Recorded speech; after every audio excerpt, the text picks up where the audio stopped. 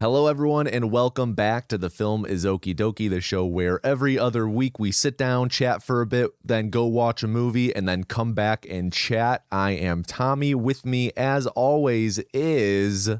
I'm CJ. Hello, everybody. You look fabulous today. Wait, who are you pointing at? There were there was a cluster of 5 people sitting in the audience you just pointed at. Could you just describe them a little more clearly? Yeah, they have kind of wavy, curly hair. Okay. They have glasses. They're taller than me. Oh my God! All 5 people in the cluster have wavy, curly hair, glasses, and are taller than you, though. True. Only one of them is you, though. Oh, wait, me specifically? Yeah. Or you? Oh, I thought you were talking about an audience member. No, I was giving you a compliment. Oh. Thanks. You're so unsatisfying to compliment. I was trying to find the most flat way to thank you for that. CJ, how are you doing today? What have you been up to? I've been up to a lot. It's been kind of busy for me, but these podcasts, sometimes I'm like, man, this time commitment is a lot. Right? It is. We're gonna sit down and watch a movie. That's oh man, that's so much time. But then you get down, you sit down doing it, and you're like, it's gonna be fun though, So always a blast, but also recording, taking 2 separate recording sessions after work to record one episode. It's a lot of times. Yeah, and you and I both work from home. Mm-hmm. It's still a lot. To basically. I clock out, I take 30 minutes to go eat. Sometimes not even to go eat, just to get up and stretch. And then we're going, So I don't know how much of a break you kind of give yourself. For me, this is 5:30, but you, it's 4:30. Yeah. Do you normally work to 5 your time? I'll often work until, it's until 4:30. 4:30 is the start time. I'm just going to operate in Central Time for now. That's fine. I'll often work until 4 or 4:15 and then take the dogs out and then sit down to get this going. Oftentimes, we typically will record on Tuesdays and I stream on Tuesdays. So I'll stream until right up till 4. I'll do my post stream stuff. I'll be done at 4:15, 4:20. I'll go to the bathroom again, take the dogs out. And then, it's pretty nonstop on recording days. Yeah, no, for sure. And then this week, actually, we are recording on a non-standard day, I would say. This is freaking crazy right now. Just to peel back the curtain a little bit, we usually record on Tuesdays, and I don't know necessarily how we ended up on Tuesday, but then that became the day. Yeah. But I actually was the one that had to push it, and it worked out, didn't cause too much of a stink. I only had to reschedule, I think, a dentist appointment and also a dermatologist appointment, but we made it work. I think the last time we had to reschedule something, or we couldn't do it on Tuesday, was because you had a haircut. Yes, I think so. I'm remembering the haircut. I don't remember if that was the last time, but I remember the haircut. Yeah, which of course, immovable. Oh, yeah. I mean, I would never ask you to consider getting your haircut. I don't know if you've seen me since I shaved my beard, but that's been a development. Yeah, how is it feeling? Well, so you have a beard. It's funny you say that because actually today I shaved it. I shave it every time I do an ad read since my characters do not have beards. So you just have a mustache? Yes. But you are aware of the concept of having a beard. That's not a foreign feeling to you. I've had a beard once or twice. Yeah. But, I think you're known for the mustache. You have a very pronounced mustache, I feel. Okay. I can't grow a mustache. See, our housemate has been telling me the same thing. He's like, I can't grow a mustache. It grows so slow. It doesn't grow longer than this. And I'm like, you just got to let it ride. If you let it ride and you brush it, you will be surprised at how well your mustache grows. So you've seen like probably not me at my longest, but you've seen my beard at like GDQ, which I think I had Yeah. gone into GDQ, the last GDQ or the one before that. That was a pretty long beard for me, right? That was probably the longest that mustache had been. And it's fine. It's not wimpy, you know. It's not like thin and kind of. It's not like Walter White in the first season of Breaking Bad, right? Where it's like, why even bother having a mustache? But you know, it's nothing special. So, but but what I was getting at before was, you know, you have this facial hair and you shave it off, and then your skin is just like, oh my god, freedom. And so it was dry, it was angry at me, you know, it was so it's a process now. I hadn't originally intended to shave it, and then it kind of happened, so I'm like, all right, well, we'll just do our thing, you know, we'll just keep plugging along, and that's what we're doing. So, you know, I don't hate it. I kind of like it. My skin is very happy right now. I've been doing a daily skincare routine. My face is very happy. My skin is not dry and angry at me anymore, so it's good. Good. Are you going to grow the beard back out, or are you going to keep it nice and trim for a while? So I've been clean shaving it until I feel like my skin is in a good place. So, you know, shaving cream, a regular razor, you know, the whole shooting match. But I think I will eventually, like in a couple weeks, start growing it out again. It grows really fast. My coworkers were so excited to see me clean shaven. I've been getting lots of compliments about it. But the thing that I always tell people is, like, I woke up I shaved it before I went to bed one night. I shaved it at like 7 o'clock at night, right? I had 5 o'clock shadow when I woke up the next day. That's how they get you. The beard elves come out at night and they plant all the facial hair while you're sleeping when you're least expecting it. And like coarse enough and thick enough to where like you would get a beard splinter. Yeah, which they suck. Yeah. So, you know, just like, I definitely will. I think it's a definition of the way that I look. But you know, I gotta say, I am enjoying it. You know, all those like pores and the ingrown hairs that you can't see or get at when you have a thick beard like mine. You know, my beard's also very curly. And so you're like, ah, man, like, I don't know. It's always much more hair than it ever looks like. Yeah, it's so liberating. And like anytime I've shaved off my beard and I've let it grow, you know, because of the fact that I shave usually once every month or two, it's not like my beard gets too long, but if I let it go more than that, then when I shave it all off, I look down, I'm like, holy shit, that was a lot of hair just hanging off of my face. It's always surprising how much hair is actually in there. Oh, yeah. Like, enough for you almost make the joke. It's like, oh, we can make another you. But, like, legitimately, there's so much going on, you know? Yeah. It's surprising. So, no, other than that, you know, pretty good. My hair's pretty long now, too. I cut it before I started working at my current job. I remember my that. beard. I think around that time you would cut your beard too. Yeah, and so it was very trim, and my hair was back to being like basically like a knot, you know, not even a ponytail. So the ponytail's back. Sometimes I wear it as a top knot, and people at my job love it. They say I should wear my hair like that all the time, and I got a lot of compliments about being clean shaved. They said it took 20 years off my face. So, I mean, not thank you, but also I don't think I look that old. I was like, yeah, guys, like, it doesn't take that much age off my face. Like, I'm not some, like, I don't go from Scrooge to Tiny Tim, you know, like, chill the fuck out. And they were like, no, really, like, you look so much younger. You have, like, a baby face. Oh, that's the nickname you really want to have at work is baby face. Yeah, that's exactly it.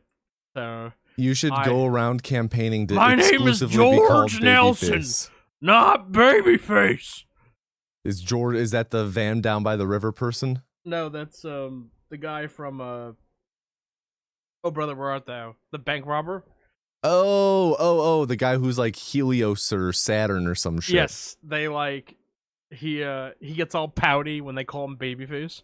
Yes. My name is George Nelson, born to raise hell. Well, talking about this whole beard maintenance and cutting back on it, sounds like it was a bit of a challenge to cut it all with how thick and curly it was. Kind of like a different challenge you're going through right now, CJ.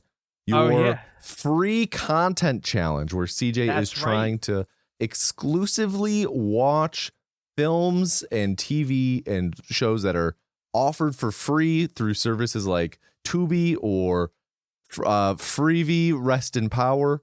And when we last episode, I guess just to recap the full breadth of the challenge, your goal is to watch 8 films over the course of the month of October.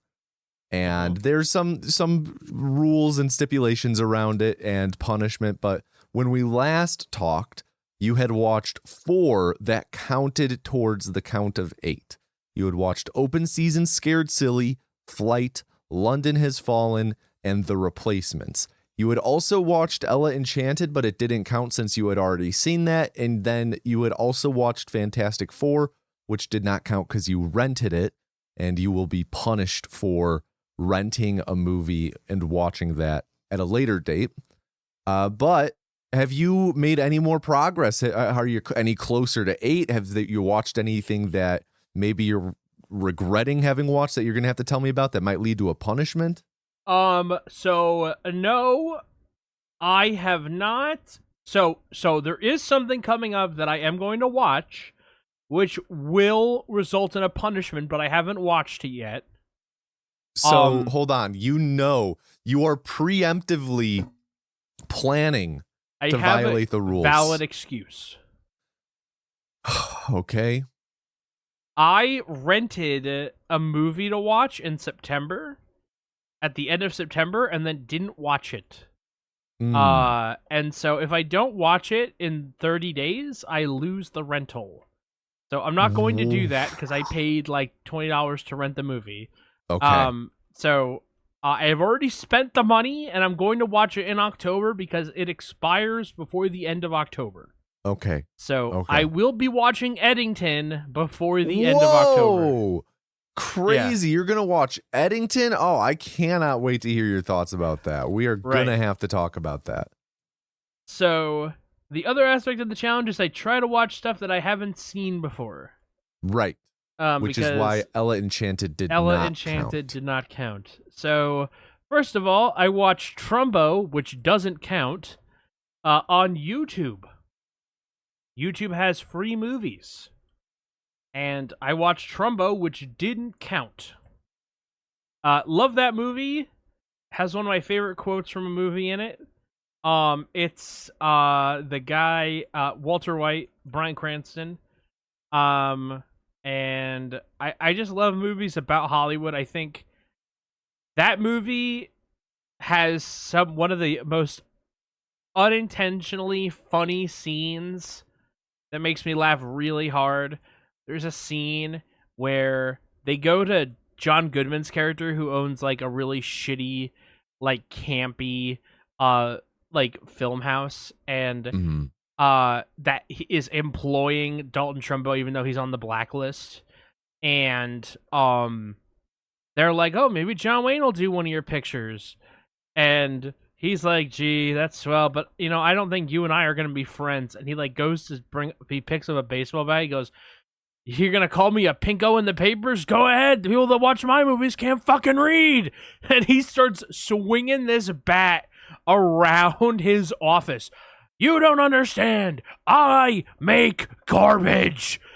It's just so funny, and it's John Goodman at his like biggest and his like most physical comedy, but he's also like a piece of shit. So just just one of my favorite scenes, and I thought of that, and I was like, oh, I see it's free on YouTube. I'm gonna watch it. So No harm, no foul. Yeah. So it was free, but I didn't. It was. I had seen it before. I started watching, but didn't finish Shutter Island. Okay. It got a little too spoopy for me. So a DNF on Shutter Island. Would this have counted had you finished it? I had never seen it before. Okay. So I was like, oh boy, here we go. So how far into Shutter Island did you get? A little less than halfway. Okay. So do you want to make a prediction as to where it was headed? Okay. I don't know anything about this movie, okay? And if I had to guess where it was going, either maybe he's an inmate or he's the guy he's looking for, Leonardo DiCaprio's character. That's my guess. I don't know why. I don't have a good reason for you, but it's just like usually when these kind of thriller films kind of get this and there's like literally nobody obvious, it always kind of feels like, oh, it's yourself. It's like that quote from SpongeBob. He's like, I was the one investigating, but I was looking for me the whole time. It's the perfect crime. Yeah. So don't know how close I was. But if you want to. Do you want me to spoil it? Sure. So, yeah, more or less, that is what it amounts to. This is a movie that I actually had read the book on. I had read the book of it before the movie came out, and that's generally what it amounts to. The book is a bit more ambiguous at the end, though.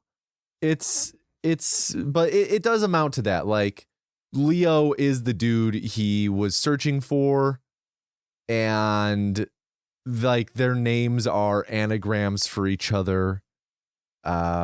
He was the one who like killed his wife or daughter. I don't remember exactly. But in the book, there's a degree of uncertainty about it, whether or not he actually is this dude or is kind of being forced into taking this dude's spot. But generally, yeah, you nailed it. I watched a movie called Focus. Have you heard of Focus? Focus? Oh, this is the next one. Focus? I have not heard of this. This is a Will Smith, Margot Robbie movie where he falls in love with her and they're both con artists. Yes. And he breaks up with her because she gets too close. And then later, they're in Buenos Aires. But then she shows up and they're both working really elaborate cons on the same guy. And I'm gonna be real with you.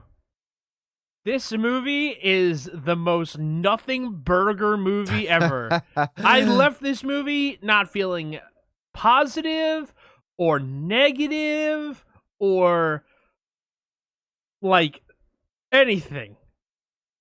The whole time I'm just like, okay, all right. And then it's over. And I'm like, okay, right, that happened. I lived through this. Do I recommend anyone else do it? I mean, this isn't even a plane you would watch on. This isn't even a plane movie. This is a movie you watch in your dentist's office with the volume off. Because dialogue doesn't aid or abet the film in any meaningful way. And that's the most negative thing I can say about it. Yeah, I remember this one coming out and seeing the trailers everywhere, and it just looked like the most mid film of all time. It's no. Mid is fine, right? Mid is we have downgraded mid. The kids have ruined mid. Like, if you had some mid, you'd be like, all right, that wasn't that, that's just, it's whatever, it wasn't that great. It's not the best I ever had, but it was all right. Mid You know, is we middle. Mid's mid, yeah. But now people say mid, and mid is like bad. See, I You was know? saying it as like it's like the most nothing burger type deal. It's like Yeah, but 5 out of 10 middle of the road. I feel like saying something's a nothing burger is saying like, I don't know. I think a 7 is mid. See, for me, 5 out of 10 is perfectly average. If I'm rating something 2.5 out of 5, that's completely average. Middle of the road. 5 out of 10. That feels. I'm not saying you're wrong. It feels wrong in my heart. Well, that's because you're following the standards of American grading where everyone thinks 70% is kind of the delineation between good and bad. No. We need to escape the binds that are all right, hold game on. journalism. I am going by the established grading system of the American education system, which says that if you get a 65, you fail. Yeah, don't make me a games journalist. What the fuck? It's the same deal, you know. If everything's above 70, if something's below 70, that's when you know it's real bad. Yeah, and I'm saying, like, it's just kind of like so unremarkable. Yeah, it's like a 5 out of 10. It's perfectly middle of the road. Right. Focus. So you watched Focus. Yeah, I watched Focus, and then I watched something Pale we Rider. need a little more of. Pale Rider. This one sounds more familiar. Who is in this? This is a Clint Eastwood movie. That's why it sounds familiar. I had never seen this movie before. I'll say that my dad didn't watch as much Clint Eastwood with me as he did John Wayne. But we did. I had never seen this one, but I had seen a few of those movies. A few, I should say, Clint Eastwood movies, and I do like them. So I was like, hey, I'll watch it's a Clint Eastwood Western. What am I gonna not like about it? And that's basically exactly it. What was there not to like? And again, I don't know that there's anything like great about it, but, and this is sort of a running theme. It's like there's nothing amazing about it. There's nothing that's gonna knock you out of your socks. But it's like it's pretty good. Like this one was actually pretty good, pretty good, borderline, really good. Good enough that I'd say I'd pay money to see this. Wow. Yeah, but, you know, like, I didn't, so I won't. So do you think this is, I guess, before I ask this question, did you watch any beyond Pale Rider, or was Pale Rider the last? I watched one more. Okay. I was going to ask, where does Pale Rider rank among the 6 that you've watched? The 6 that qualify, or the 6 total? The 6 that qualified, yes. I think I liked, well, Trumbo doesn't count. I like Trumbo the most. Right. I think it's number 1 of the ones that qualify. Okay. Above Flight, above London Has Fallen. Oh yeah. All right. I think Olympus Has Fallen is better than London Has Fallen. If I had seen Olympus Has Fallen for the first time, I probably would have picked that, but no. Wow. You heard it here first. Olympus Has Fallen, officially better than Pale Rider. No. That's not what I said. All right, shit. So what was the 7th film that you've watched? The 7th film also doesn't count. Whoa, okay. But it was Forrest Gump. Okay. Which led us to available watching for free. Forrest Gump? I just needed a palate cleanser. You know, I was like, oh, it's free. Mm-hmm. This might be the best free movie that I get to watch this month. It might be. But are we sure that it's really as good as London Has Fallen? Well, we'll never really know. I guess I don't want to turn this into a whole Forrest Gump discussion. But how do you like Forrest Gump? Because I know a lot of people have kind of soured on Forrest Gump. Really? I'd never heard this. Yeah, there are a lot of people who just kind of view it as there are a million angles to approach it with criticism. Some people approaching the Jenny storyline, some people approaching it, like with Forrest and the politics of it all. And the boomerism of it all. Mm. But how did you like it? Watching it, what I'm assuming was with ads every 30 minutes? Yeah, more. No, I pay for premium on YouTube. Oh, whoa. So that's... you inadvertently paid for this movie. Ooh. No, I didn't pay for the movie. Premium does not give me access to the movie. Okay. If Premium unlocked access to the free movie, this would be a slap on the wrist. Okay. But Premium just allows me to skip the ads. Okay, we'll let you off easy this time. Okay. I'll sign into an account that doesn't have Premium enabled in the future. Yes, perfect. You know, I never really heard any negative criticism about Forrest Gump, and I would say that I just think it's a... I don't...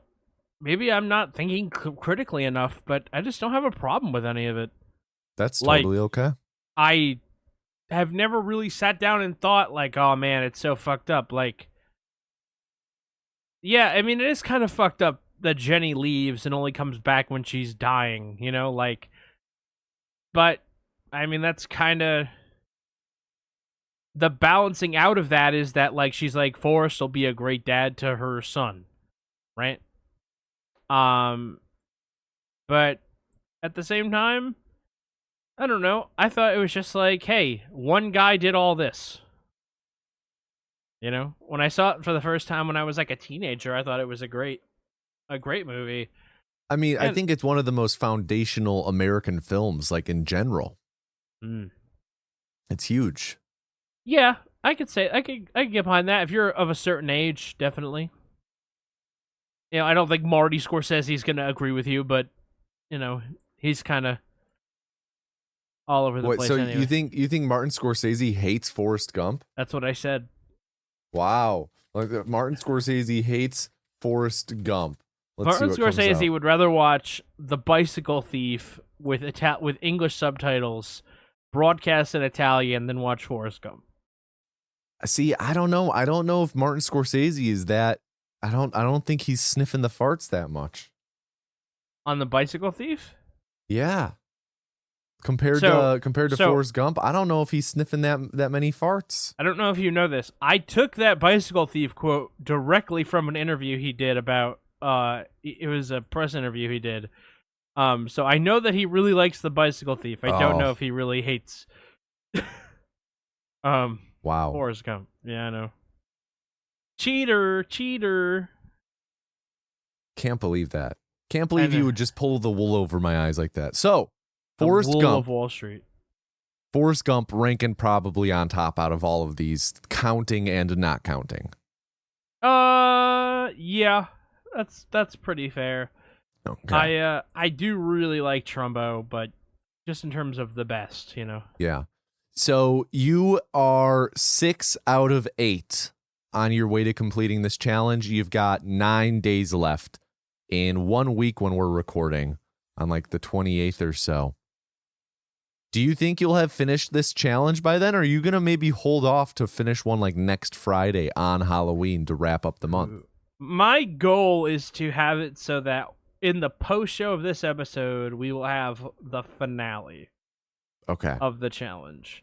Okay, so 2 in the next week. I think you got this. And then we can also reveal the punishment for what the 2 punishment movies will be, unless I fuck up again. But hopefully, I won't. Oh, interesting. Okay, I'm gonna have to really consult with Jade on this. Yeah, I mean, Jade cameo? Question mark. We'll see. Jade appears via satellite. Man, so speaking of satellite, it's often the best way to communicate with people on an island, which brings us to the movie we're watching today, which was part 2 of our duology on Takes Place on an Island with Banshees of Inisherin. Okay. CJ, do you remember what movie we were watching today? Oh, boy. Unfortunately, no. I don't remember what the movie is, and we've been talking about it all day. Yeah. CJ, I think yesterday you had mentioned to me, like, wait, what are we watching again? And I said, you'll find out tomorrow. Yeah. And so, I was like, man, I was positive it was going to come to me. And it just never did. Okay, so now knowing takes place on an island. What do you think we're working with here? What are we watching today? Are we watching Lost? Oh, that's a show. No, that would be an interesting direction to take the show in, but We're just going to become a Lost companion podcast. every episode, we also talk about one episode of Lost. I've never seen Lost. Have you? Yeah, me neither. Wow. It's that moment when you stumble into a good idea. Man, I'm drawing that thing that you draw when you can't think of the thing you're thinking of. Okay. So, can I have another hint?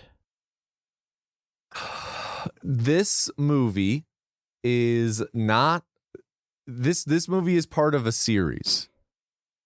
Is it a sequel? Yes. Is it Pirates of the Caribbean? So, just following, you're asking if we are watching any of the pirate movies other than the first one, just to confirm that. I want to make sure, because if I want to make sure you're not guessing like specifically Pirates 3, because what if we're watching Pirates 5? Okay, you know? you're right. All right, I should pick a specific movie. Yeah. All right, what's the Dead Man's Chest? What's the second one?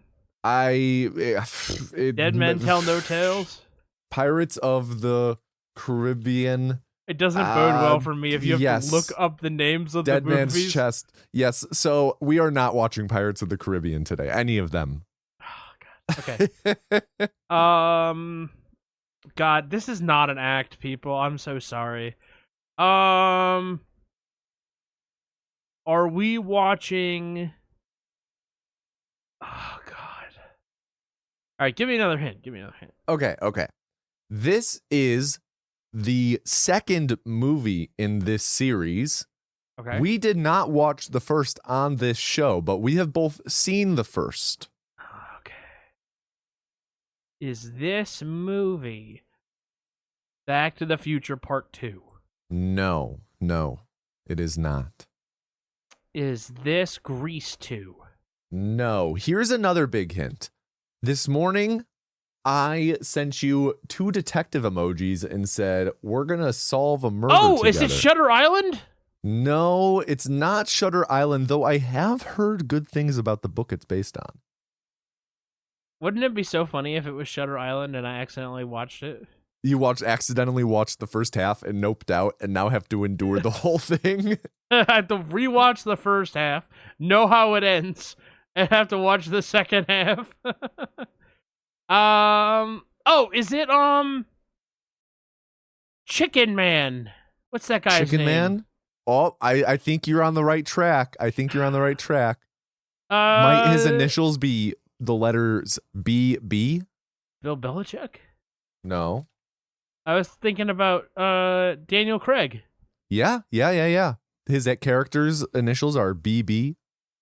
What's that movie called? One Benoit Blanc. Oh. What's that movie called? Who stars in a little movie with an ensemble cast starring Ana de Armas, Toni Collette. Onion Man. Yes, Onion Man. We're watching Onion Man today. What's it called? Glass Onion, a Knives Out mystery. That was close. You were very close. You were very, very close. All right. Now, I do have to preface. I am so sorry. I really didn't remember. I did say I'm excited to solve a murder with you today. I do not know, in fact, that it is a murder that is the thing to solve here, but just operating off of an assumption. At the least, we're here to solve a mystery together. We are going to be working together throughout this film to try and solve what is going on. Okay.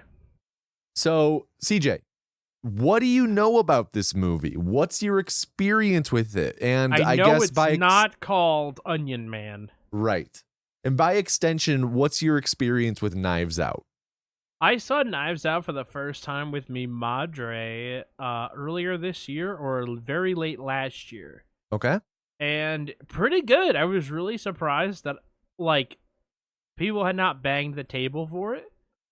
I really do rely on people to bang the table. Like, and nobody had really just sat down and been like, you really need to stop what you're doing and watch Knives Out. Maybe Mhm. it's just not that high quality of a film, but I thought it was really good. I'm surprised that none of my friends or anything were like, Knives Out, watch Knives Out. Yeah. I do think that might just be it being victim of the year that it came out, because 2019 was a stacked year for film.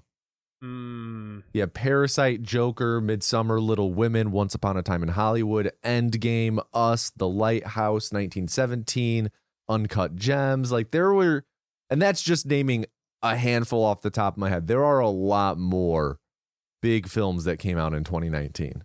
How did you feel about Once Upon a Time in Hollywood? I liked it. I could not stop laughing at the last like 15 minutes. I really hated that movie. The last 15 minutes of it were the only thing that made that movie tolerable. The rest of it I felt was, and hopefully, a waste of film and time.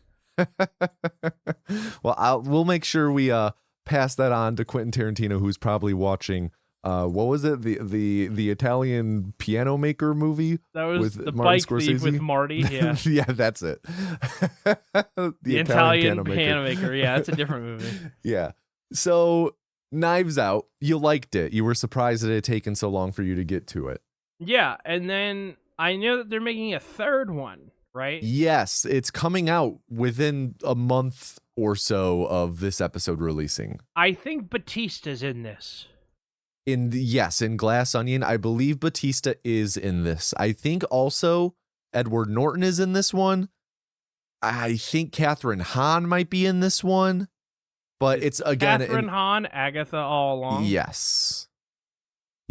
There is an ensemble cast, so there's going to be a lot of familiar faces. The first two movies had such big ensemble casts. I literally was like, who's left? Yeah, I'm pretty sure they have another ensemble for this third one coming up, which I'm excited. I hear that it's a bit more horror inspired, which will be interesting. Oh, I don't know if I like that, but Well, we'll see. We'll see. Maybe if I like Glass Onion today, I'll be going to see that new one, and I can let you know whether or not it would withstand your sensibilities. It rate, where does it rate on the CJ horror scale? Yeah. Yes, exactly. So, okay. Knives Out, I guess just to speak to my experiences a little bit, I saw it when it first originally came out in theaters, thought it was really great. I've seen it one other time since, which was just a few years ago. Really good movie. I'm a big fan of, also a big fan of Poker Face, which is Rian Johnson's other work that is kind of in the genre of people going around solving murders and mysteries and ordeals. Didn't Rian Johnson make the shitty Star Wars movie? The Last Jedi? He did make that one, though I am in disagreement that that's the shitty one. What's the middle one? Yeah. Last Jedi, that one's pretty good. Listen, the second and the third one were pretty bad. The third one was a train wreck. Absolute train wreck. People really hated the second one when it came out, and I don't like that people forget. Well, a lot of people who hated the second one were hating it there were a lot of bad faith actors. There was a lot of valid criticism too. I'll say that, but there was also a lot of bad faith. Anyway, I'm a big fan of Poker Face, which is similar to Knives Out in that it's not a mystery to solve. It's more a mystery and we're solving how it's solved. Right? Okay. It's like, because Knives Out, it is a whodunit to a degree, but then it kind of evolves from there. Right?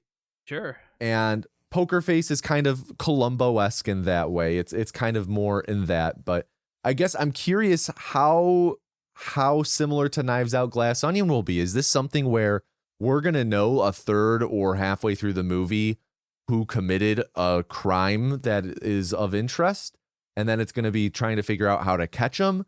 I'm curious as to the structure of this, what it's going to look like. Okay, I'm picking up what you're putting down. Yeah, I don't know. Yeah, it's going to be interesting. And I guess have you heard, what have you heard about this movie in general, just in terms of people's perceptions, the response? I have heard nothing about this movie. Okay. I like you and me talking about it is the most that I've ever talked about Onion Man, Glass Onion, excuse me. Gotcha. So I'm excited to see where the onion takes me. I mean, I'm sure this movie will have layers. Onions are like that. They have layers. Yes. Not unlike a parfait. No, they're the only thing to exist that have layers. Well, how about we give a prediction how we're going to like this before we go in? I'm going to be optimistic today. Yeah? I think I'm going to like it. You know what? I think we're both going to like it as well. Let's roll the dice here and say we're both going to give this a thumbs up. Have we ever both said we would like something and have been wrong? See, that's hard to say because that is not something, the predictions is not something I track in Tominio's ledger. And it's also hard because we don't really, we don't do predictions where neither of us have seen it too much. I think with Lost World Jurassic Park, we both said we're probably going to have some fun, and we did. So I think then counts. Okay. I'm into then.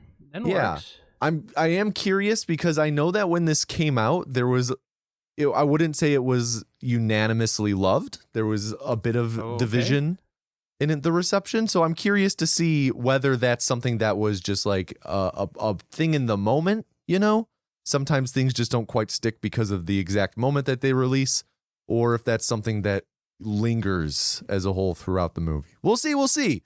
But CJ, anything to add before we get into this movie? I think his accent is ridiculous, and I hope he chills out with it. I hope he lays it on even thicker this time. This is why you and I are opposites. And that's why we have this show together. Hey. So if you want to watch Glass Onion, A Knives Out Mystery with us, you can find the link to the companion audio track in the description. But otherwise, you can keep on listening. But if you'd like to listen to alongside us, you can pause the podcast right now. Remember child equals NFT? We all laughed, but then the Crypto Kids app paid for this building. Man, NFTs being mentioned in a movie. Bruh, all I hear about is the non-fungible tokens. Where are the fungible tokens? That's what I've been saying. Just says make it work. No shot. This being delivered through the mail. A whole new tune. Yeah, if this was delivered through FedEx, it's coming in 50 pieces. Yeah. First one's a Fibonacci sequence. And welcome back to the post show. It has been a week for us. CJ, how are you doing? I'm doing okay. How about yourself? Oh, I'm doing dokay. All right, yeah. There we go. The film. Well, I mean, let's not just dilly-dally about. I think we got several things to talk about. Yeah, we do. Yeah, you want to kick us off? Sure, I think, and this is totally my idea, no one else's idea who brought this up in the last 30 seconds before we were about to record. Totally my own original idea. Let's check in on the Vulture Movie Fantasy League standings, shall we? Yeah, so we've been doing that. It really isn't much to do once you draft your team. I feel like all of my picks haven't come out yet. Yeah, I'm looking at your picks right now. Begonia and Roofman, I think, are the only things that are, I guess Anemone, but your big stuff. Yeah, Begonia, I think Begonia just came out. Yeah, and it's a limited release currently at that. Oh, I didn't know that. It's not playing in every theater right now. It might open up to a wider release, kind of same with Poor Things. So we'll just have to see how it's received. It had really strong critics reviews on once the embargo lifted on it. Yeah, I heard, not to get too deep into it because I don't love reading reviews, but I heard this was an all-time performance for Jesse Plemons. I mean, That sounds like high praise because he is someone who I have loved every single performance he's given. He is terrifying in a such a unique way that I've never felt terrified the way that he makes me feel. You know what I mean? Like, it's a unique brand of being afraid for my life. Ever since he put Jesse Pinkman in that pit. He has an intensity about himself. God, I hated him in Breaking Bad. I couldn't stand him. He was so good, though. But it took me a long time. I was like, fucking Todd. Yeah, Meth Damon, as people used to call him back in the day. Dude, he was Meth Damon.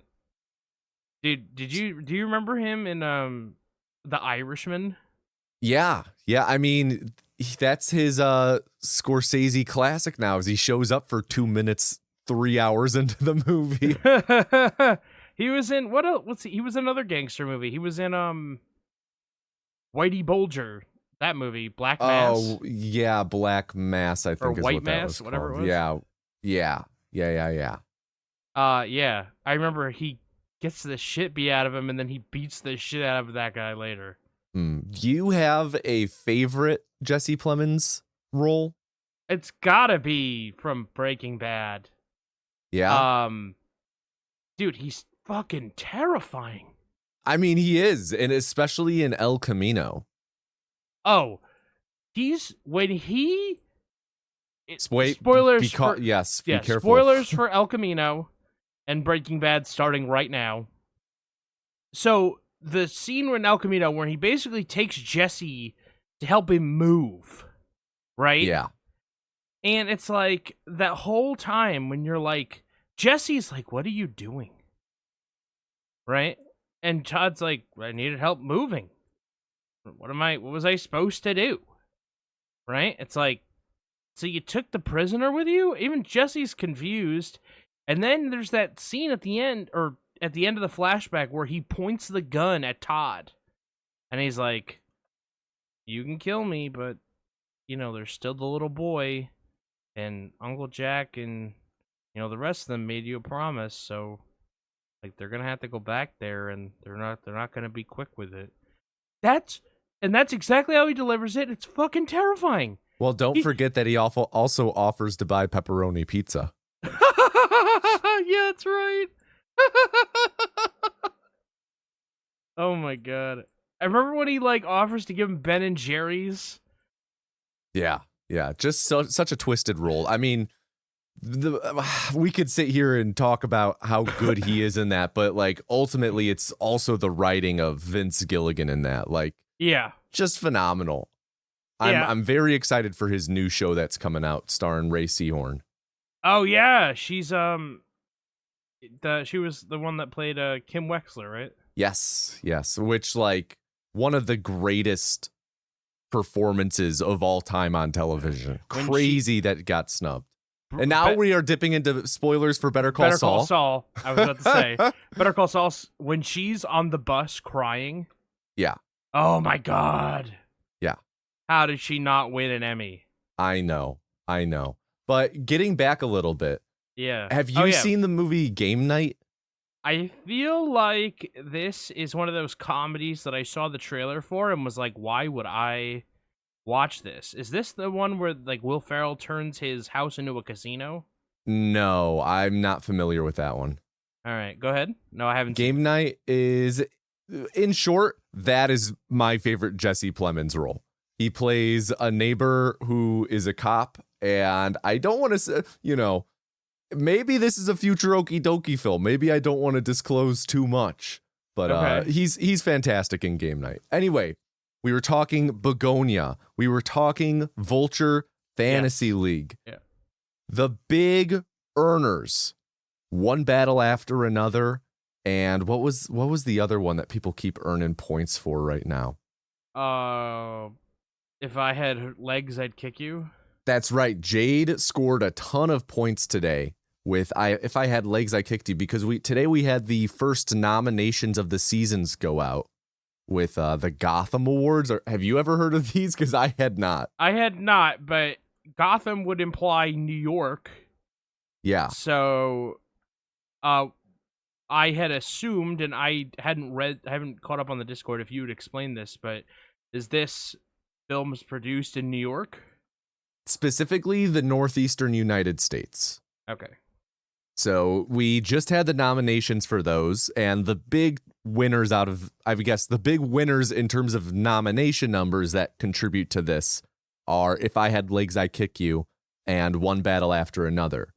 And the Gotham Awards themselves are on December 1st. So all right. We will be getting additional points then. I know that, this award show didn't nominate Sinners along with Frankenstein, but they are getting honored in special categories, which apparently, according to the Vulture Fantasy League site, that does earn you points. So it seems like Sinners and Frankenstein and Jay Kelly will all be earning points out of this, even though they weren't nominated. Question, do the Gotham Awards weigh the same as the Oscars? So a nomination for the Gotham Awards is 10 to 15 points, and a win is 15 to 20 points. Okay. Now give me 1 second. Oscars. Those are the actual awards. Where's the Oscar nominations? There we go. Oscar nominations. A nomination will earn you 15 to 25 points, 50 points for Best Picture nomination.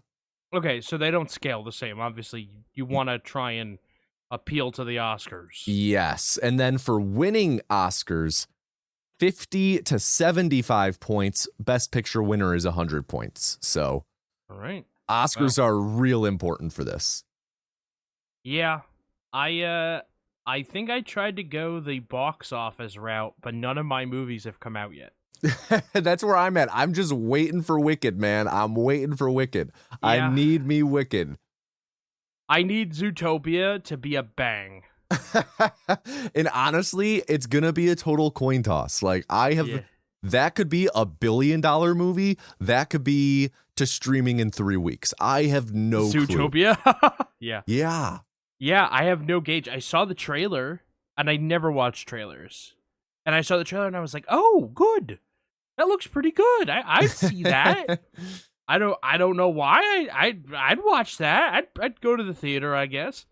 Now I'm like, do I have to go to the theater to support these movies to give myself more points? Yeah, man, you got to get out there and go see I gotta In the Hand of Dante.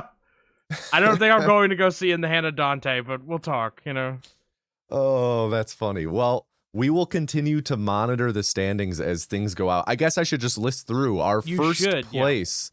Yeah. Right now is Alex, of course, our guest on the Bike Riders presented at half speed. He is in first at 318 points, that largely coming off the back of One Battle After Another. He also has Tron Ares, which definitely earning some points from.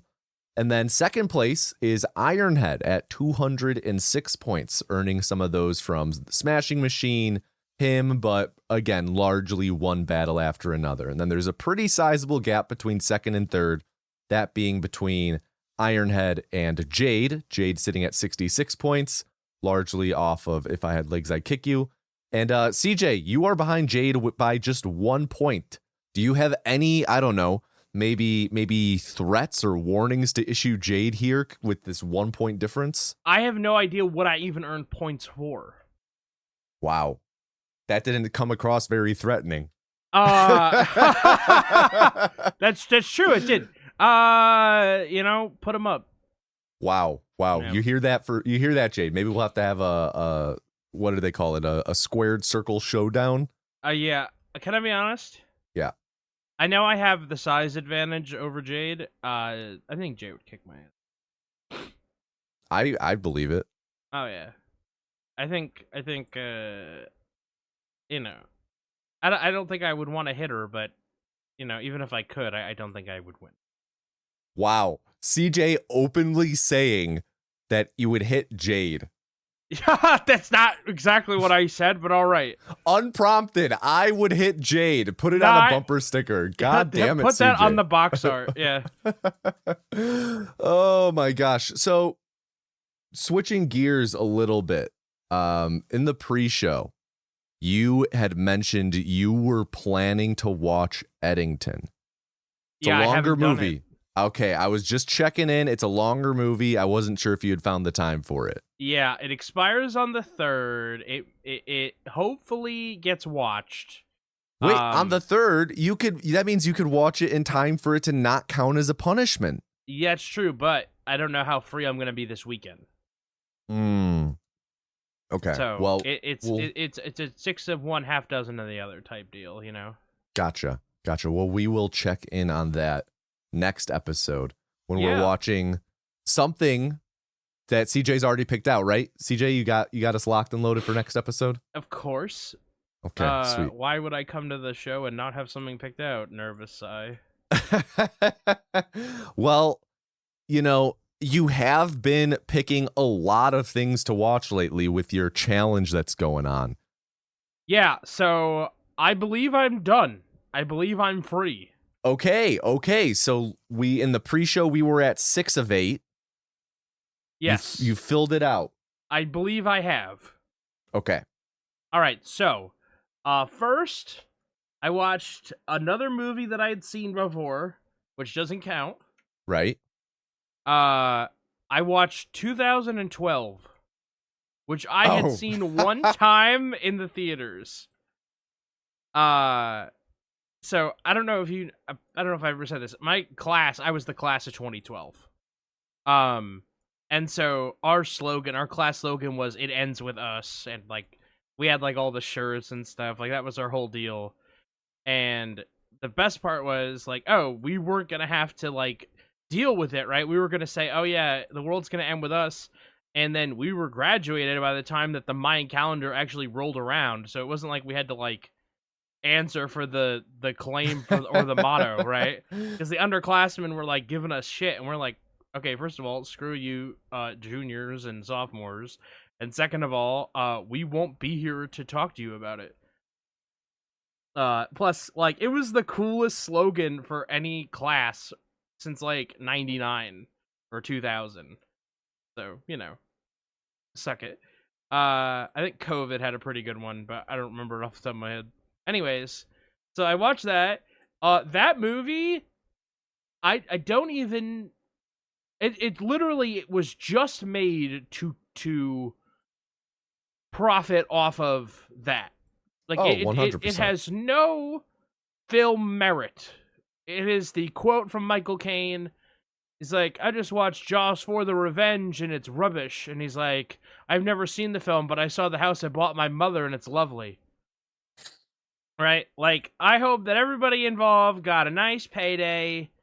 Some people got to go to Kilimanjaro for a shoot or something. I don't know, but good for you. Bleed the studios dry. Get your money.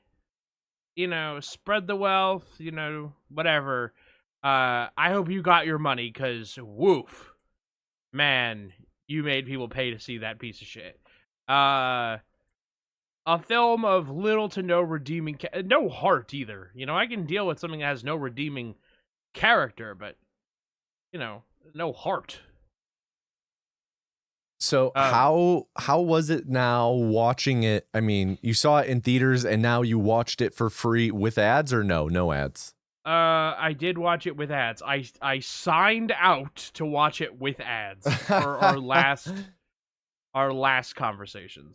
So how did this viewing experience compare to the original? Well, the first time I was in a theater and there were no ads except for the ones before the movies, which I don't mind, actually. I find them... All right, don't shit on me too hard. I find the pre-roll ads before the movie comforting. Which pre-roll ads? Like the trailers, or the ones like you get there even before the trailers? All and of like, it. Here's some movie trivia brought to you by Starvey. I do really like the movie trivia. I'll be real. I don't like it when it's like the early, when it's like local businesses with their business cards. But I like it when it's the early, when it's like you're watching the Regal Cinemas pre-show. Like, I like that. Okay. I don't like it if I've seen it like 6 times in a row and they haven't updated it. But if I go irregularly enough, you know. I think it was called Regal Cinema's First Look back in the day, but anyway. While we're talking about that, Jade and I had an experience when we went and saw a film over this past weekend where there were like regular ads in the trailer section. Like, you know, the trailers are playing and we watch like 3 or 4 trailers. And then you get a progressive ad? Yeah, straight up. We got like 2 ads. I don't even remember for what at this point. And then we had like another trailer, and then we had all of like the AMC pre-roll stuff, you know? We're like, what the fuck is this? Is this going to be the new norm? They just start shoving regular advertisements in with the trailer? Yeah, I don't like that, but, you know. Right? I only watch trailers usually at the movies. Mm-hmm. And I still don't like the way trailers are cut, but same here. Yeah. Yeah, I mean, it's the marketing team is too bullish with the editing of the film, but yeah, it's rare that you find a film that's marketed in a way that's both, you know, conveys what the movie's about, but also reveals just enough, not too much. Too many reveal way too much. Can I tell you, we were talking about Tron Ares before? Yeah. I knew that movie was not going to work. And I don't think that it's being reviewed favorably. I haven't really read anything. But I don't think it's being reviewed favorably, and I don't know how it's doing at the box office. But are we surprised? It's Jared Leto. I know. Are we surprised? How does he keep getting work? So this one specifically, he is in Tron Ares because he was like one of the reasons why it got made in the first place. He is like one of the big producers behind it. But yeah, like why wouldn't someone from the studio be like, okay, but you know, can we get a different person to star in it? You know, he's like, he must have been like, nope. Is otherwise his last decent film Dallas Buyers Club? I mean, probably. That's 2013, dude. Probably, and he's not a leading man by any means. Well, in that one he wasn't either, but right. Like it only works. Yeah. It's not like yeah, you know, like he hasn't been in something that's huge because of his name. He was in Blade Runner 2049. That's good. He was also in Morbius. Yes, Morbius. Can't forget The Haunted Mansion as well, and also House of Gucci. Okay. Are you doing the thing where you're just listing off a bunch of stuff, or do you think that those 2 were good performances? No, I'm not listing them because I think they're good performances. I am bolstering his resume of slop that he stars in. Okay, good. Did you like Blade Runner? Blade Runner's a good one. I think Blade Runner is genuinely like the last good one that he was in. Okay, good. Okay. So, that's fair. That's fine. Okay, so we were talking about the other movies I watched. So 2012, Garbo. I watched let me find it. The Help.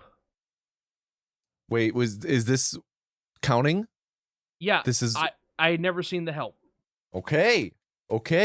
How did you like it? I have not seen it. First, let me say that before you spoil. I did like it. Probably the best movie in here. Better than Pale Rider? Yeah. Wow. And like, I don't think it's like I don't know if it was awarded anything, but it better than most of the things on here.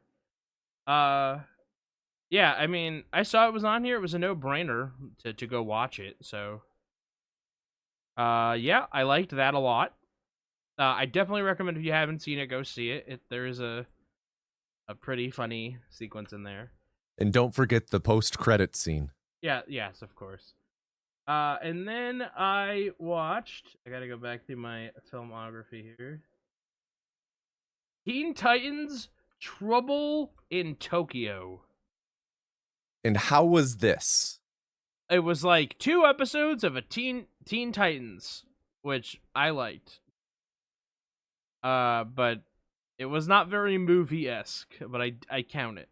Wow. Yeah, 75 minutes. So you're counting this towards, okay, all right. Hey, you know I what? Think, if you want to call it a weasel call, fine. I'll watch something else. I was going to say, I think we'll have to leave it up to the viewers, the listeners, and they can be the deciding factor here. But I think that means that you might want to come up with a backup where you're like, hey, just if that one doesn't count, just to bolster myself and avoid potential punishment. I'm looking out for you by suggesting this. Okay. All right. Fuck. All right. So we'll poll after this episode comes out. We'll put a poll out in the server. Yes. Did Teen Titans Trouble in Tokyo count towards the total? Wow, that's a nice alliteration. Yes. I know what my backup is going to be. I've never seen this movie. Okay. I have never seen. Oh, really? Yeah, I don't even know anything about it. Really? Wow. That's a good one. Oh, that's hilarious. We will have to come back to that if you do end up watching that. When you do end up watching that. Yeah, so I'll watch it for sure because now I'm concerned, but hey, I might be going one over. Yeah, and maybe we'll have to come up with some sort of reward for that. Ooh, yeah. Maybe I'll get one of my punishments back. Oh, I wouldn't go that far.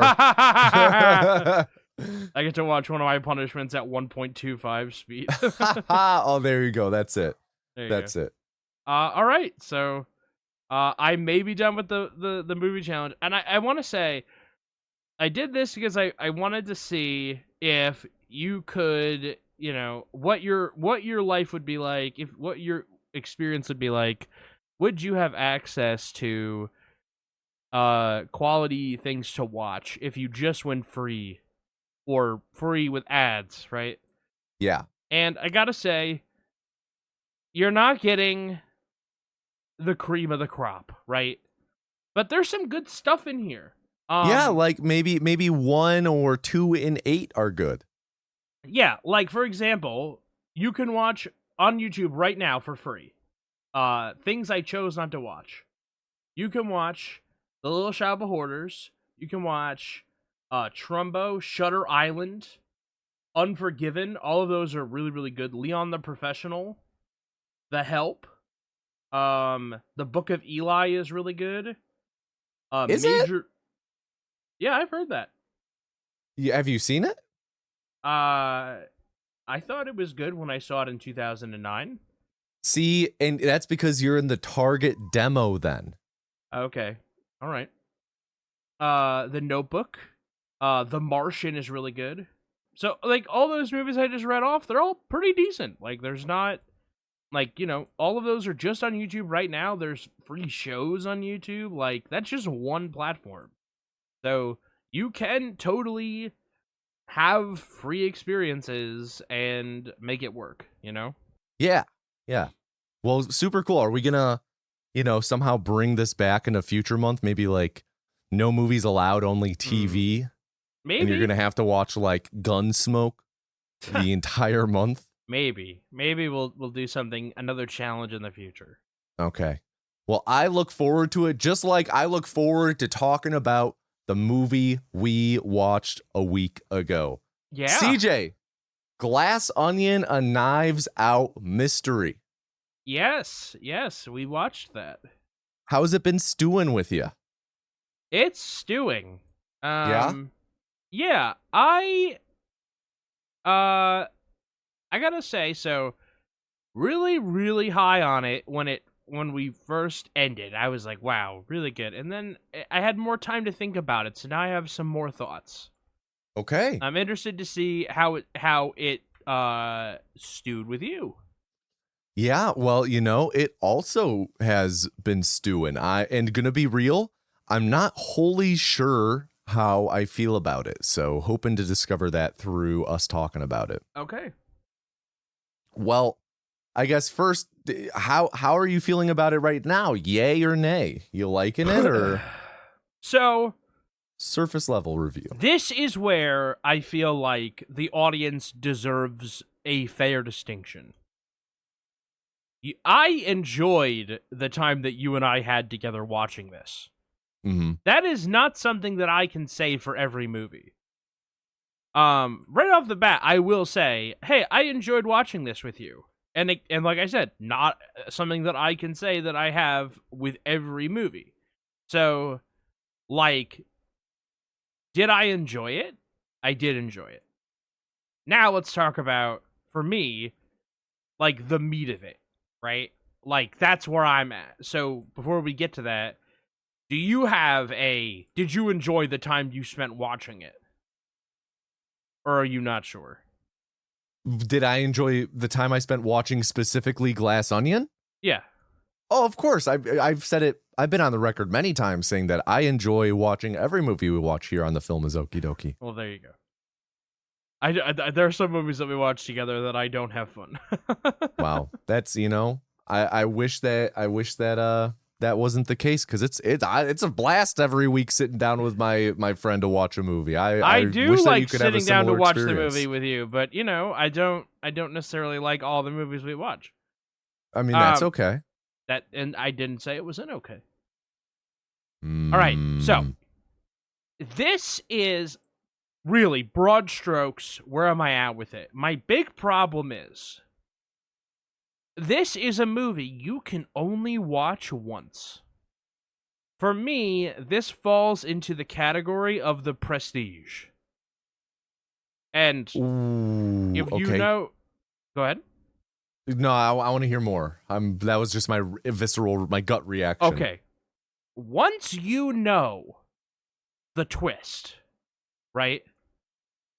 The movie has that initial gasp where you're like, oh, all right, yeah, okay, this is interesting. And then it loses that. It loses that wow factor. So the second time you watch it, you're just watching it through what you know beyond the twist. So the first half of the movie, you're just paying attention based on what you know will happen. You're not watching it for what is happening, right?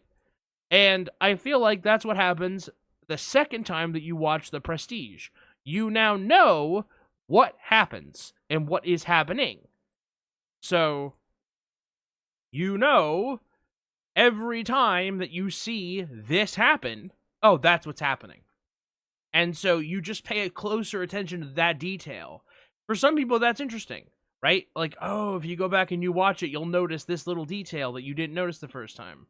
And that's interesting the second time you watch it, maybe, but it'll never be interesting again. It's not a movie that will give you anything beyond that first and then marginally the second time that you watch it, because its plot device is very limiting. And I gotta say, I like a lot of what this movie serves.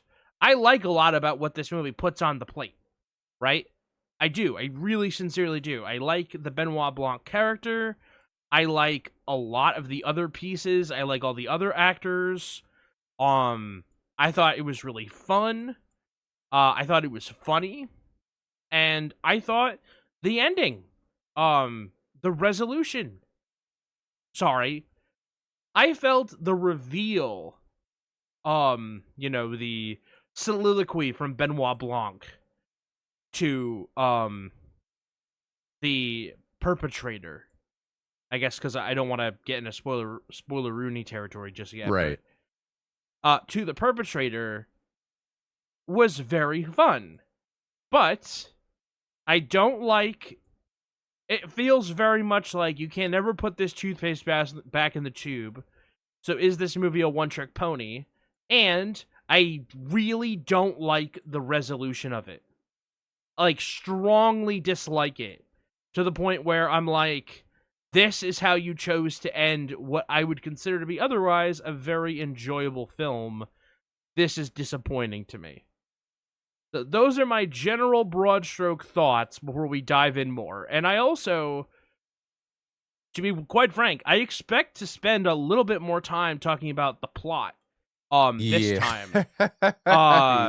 Because while I do find some technical things that they did to be interesting, and we can talk about those, the thing that I'm really, like, not vibing with is how they resolved plot points. But I want to give you some time to I think certainly the plot.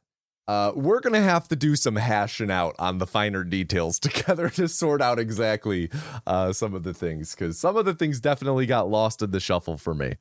But I did want to say I'm not sure I wholly agree with your point that, you know, I agree with you saying that you can really only watch this like once, in that upon your first viewing, the film is forever recontextualized by information you learn, right?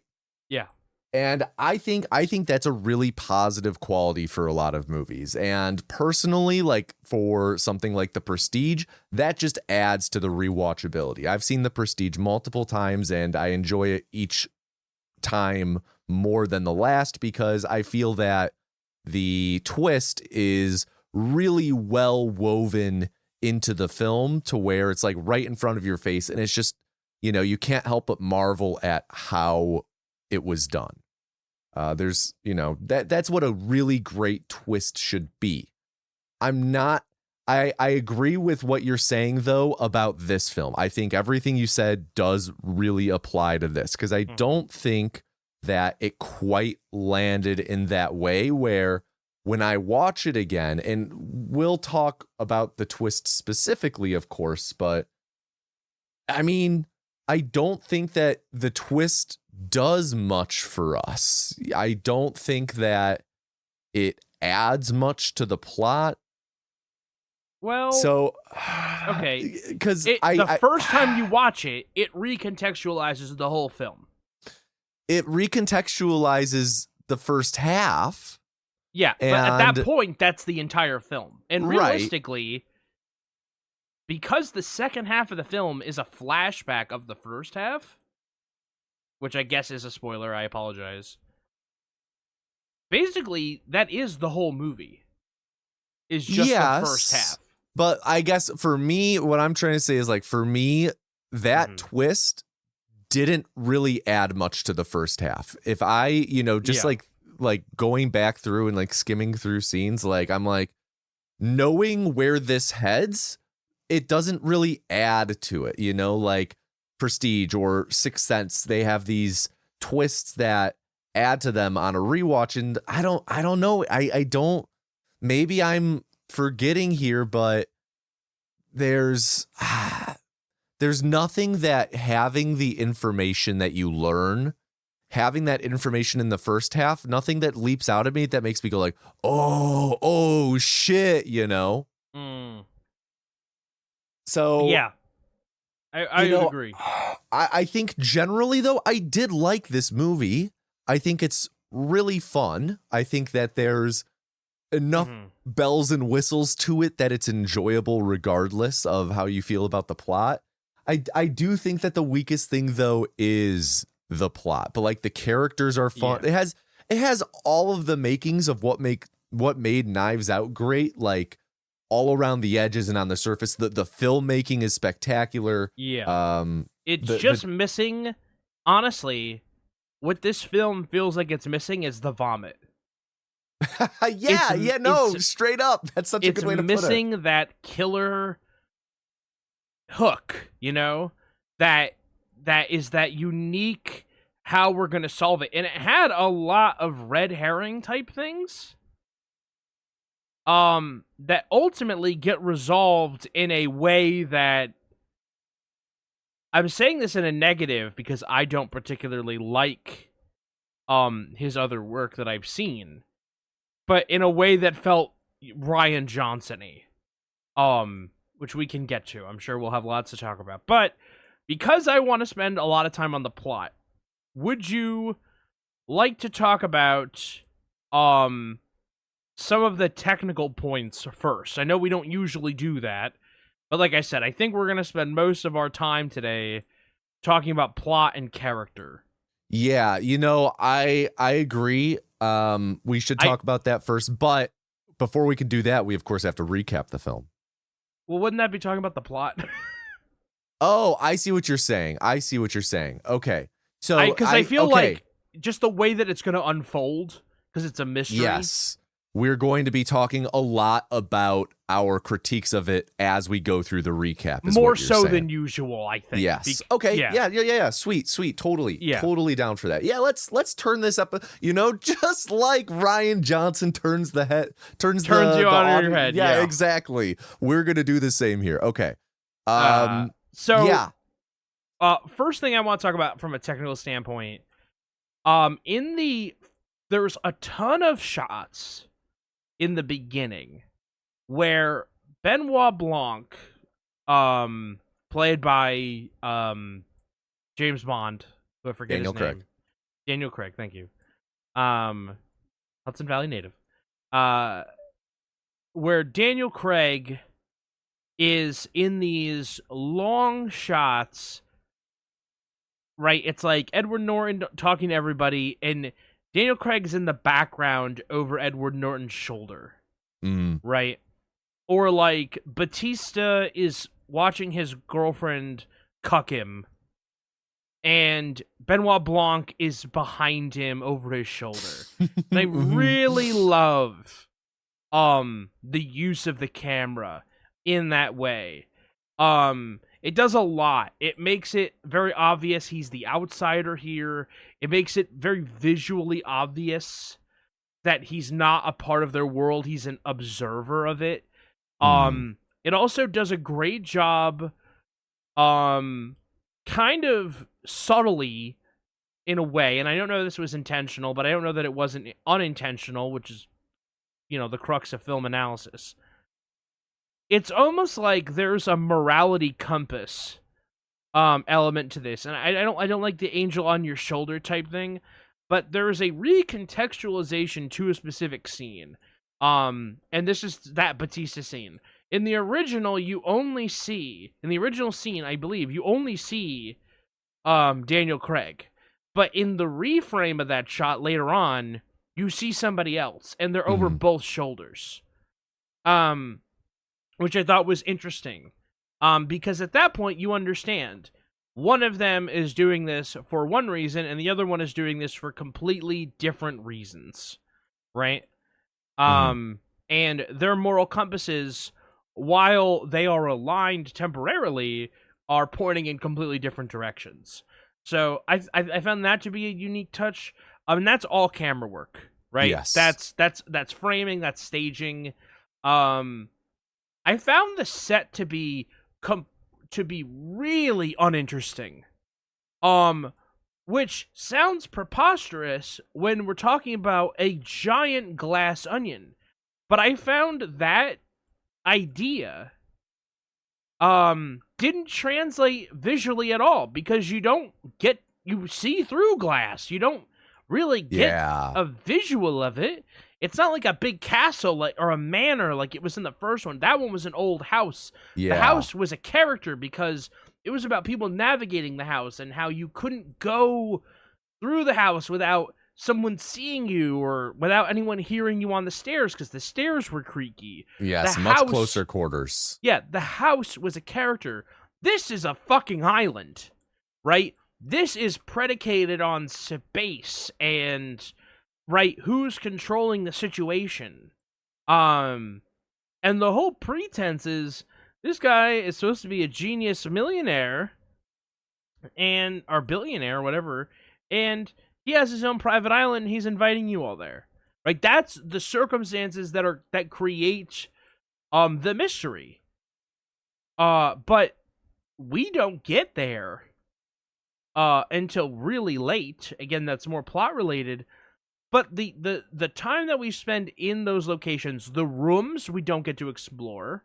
We peek into one room from outside, There's a common area that has a bar and a couch that we get a good look at. There's It's the like it's like the Avengers hangout. Yeah, It's one of yeah. the rooms. yeah, it is the generic Tony Stark party room. Yes. Right? 100%. Like, and I feel like that room is more remarkable in some way because you're looking out over the city. That room uses glass in a meaningful way because the glass breaks. And I think that's a really important thing that I don't know if they teach you this in my film studies, but if you have glass, glass will break, right? Glass is there to break, right? If you have glass at the end of a film and it's not broken, you did something wrong. Why did you show the glass? So there's that element of it, but the onion didn't fucking matter. The onion didn't matter. This movie could have been called The Glass Dildo, and it would have made just as much sense. Now, it was the name of something else. Yeah, it's right? almost like it has to do with the mystery. Yes. Oh, there's so many layers. Right? Which, fair, right? I get it, but I didn't love the use of the space. We're on an island. We can do anything we want on this island, and it's a nondescript island. I can't describe to you a single location or a set or anything. It is boring, lame, non-interesting, and I think that really weakened it because it made the mystery not really that difficult to figure out. Like, I don't think we had it, but at the end of the day, there were only so many people it could be. And, you know, like, there was no interesting circumstances created. Yeah, So- no, I agree. I think at one point you had used the term like it's a bit of a sterile environment. It's just sterile for like there's such little personality to it. It's and you know, I think this is a bit more of a critique of the sensibilities of, you know, like New Money, like this big, sleek, open, empty area, things placed symmetrically far apart. And it like that works in certain senses, but with this following up Knives Out and it being such a film full of colorful personalities, I liked your point of they're on an island. They're running around outside half the time in this. And then, like you said, the other half is in like a James Bond lair that's enormous. Like they don't have to be on top of each other. It's not, you know, people whispering to each other crammed all into one room. And you look around and you're within 20 feet at any given moment from someone who is likely a murderer. Yeah, why did it's like they were staying in a Hilton. Like everybody's rooms were exactly the same. He made such a point that, oh, your rooms are tied to your chakra I most closely associate to you and like all this other stuff. Now, there could be a larger point here, and we can talk about that in the plot, but because it's not readily apparent on the first watch through, it's wasted. You know what I mean? You're not going to appreciate the set being empty on your second watch through because it doesn't contribute anything. You know, it doesn't help anything. Whereas in the first movie, all of the locations drove the plot. They helped carry the story. And were interesting characters, like the house being a character. Yeah, 100%. Like whenever I see like a Victorian manor, immediately I'm like, oh, that's a Knives Out house, or oh, I'm in Knives Out. Jade and I went to a wedding like exactly a year ago, and we all stayed at this old historic Victorian manor. And that was you were the telling me Airbnb. about that. Yeah, and like multiple times, I feel like almost every day we alluded to Knives Out in some way. It's just such an iconic setting. And I mean, like, it's the island has such little to offer. You're just missing out on the setting contributing so much to the atmosphere and character of the film. Yeah. And because you don't have setting, to play into the story, you are really relying on character and plot. Yeah. Character, I feel like some of the actors really pull their weight. Some of them, I feel like, don't do anything. And we can talk about that when we talk about the plot. But then you're talking about dialogue. I don't think the dialogue is interesting at all. It's very whodunity. You know, it's very much they're apathetic. You know?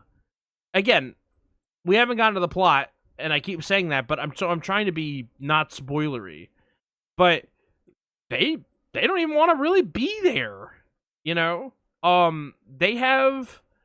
They all have motive and they all have agenda, but they don't even have interesting motives or agendas. Like, it doesn't even compute to me that any of these people would do what the premise of the film indicates they would do, right? Whereas Ransom in Knives Out, spoilers for Knives Out, he had it was so clear why he would do the thing that he did, right? Like, okay, yeah, I mean, is he an asshole? Is he kind of a dick? Yeah, but it makes so much sense, and he's an actual character in the movie, and his dialogue makes sense, and his actions are supported by his motive and his agenda, and his dialogue reflects that. These people are like 6 people waiting for a bus. It's like if I was just like, did like a TikTok video, it's like, I pulled 10 strangers. I did a Mr. Beast video. 10 strangers have to solve this murder mystery, and they win $1 million. That's like what this movie felt like at times. Mm-hmm. Like your friends? We don't even get why you're friends with this guy until basically the end of the movie. Yeah.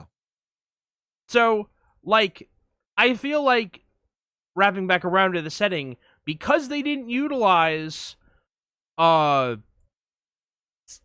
setting and location to help build their story, they put so much more pressure on dialogue and character, and we're going to talk about it, but I feel like it's an area where they came up short. Yeah. No, I think that's a really accurate assessment. I definitely agree that you can't, it's not quite as balanced as Knives Out in terms of all of the things contributing to it. And I mean, I can't put it better than you just said. It all falls on the character and plot then, and comes up a bit short. Yeah. There's also the one last thing I want to talk about technically before I turn the ball over to you willingly. There's the nighttime sequence. I feel like nighttime sequences are almost always shot poorly. I have a real problem with this. You have to be able to see what's going on, right? It's a movie. It's a visual medium. You can't turn the lights off and have it be no one can see anything. And I feel like in a mystery, you need the lights to be off, and then it needs to be it has to create mystery, right? The crime committed in the dark, right? Anyone could have done it. Everybody had motive, right? The moment of doubt. Except by the time that it happens, Benoit Blanc already knows who did it, right? Like, relative to the time of the film, he knows who did it. Because it just doesn't feel that way because we go back in time, right? And we have that flashback. So, relative to the time of the film, you have this section in the middle of the movie where it's pitch black.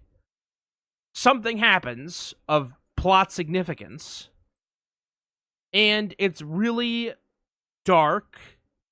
Has to be dark. The lights come back on. Oh my god, what happened? And I just don't love the lighting in that scene. I feel like there are ways to shoot this where the audience can see, but the characters can't. right? And I understand you're trying to keep the audience in the dark because it's the audience that doesn't know what's going on. The characters know what's going on, right? It's the audience that doesn't have all the information. So you're literally keeping them in the dark. And as, literally on the nose as that assessment is, I just felt like turning the lights off literally in that moment and having it be pitch black, lit by character phones, I don't know. I felt like a poor use of the mechanic, a poor use of time, and could have been lit better. Literally lighting it better, having a way or having a mechanic in place. You needed a vomit, right? That's what it's missing. You needed something. You needed something to have it, to make it all click, and I don't feel like it did. There's a lacking X factor somewhere in there. Yeah. I don't know. I just really struggle with how people choose to light scenes that are in the dark. Well, I mean, it is a trope of this genre that, this falls into of the lights go out. No one can see a thing. I think it's hearkening back to that. I guess.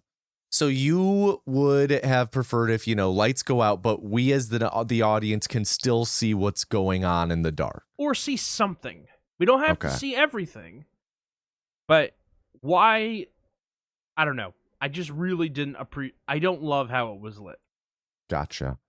I guess my thing with that scene is like the lights go out and, this is kind of getting into plot, but not, you say like, I wish we could have seen something happen.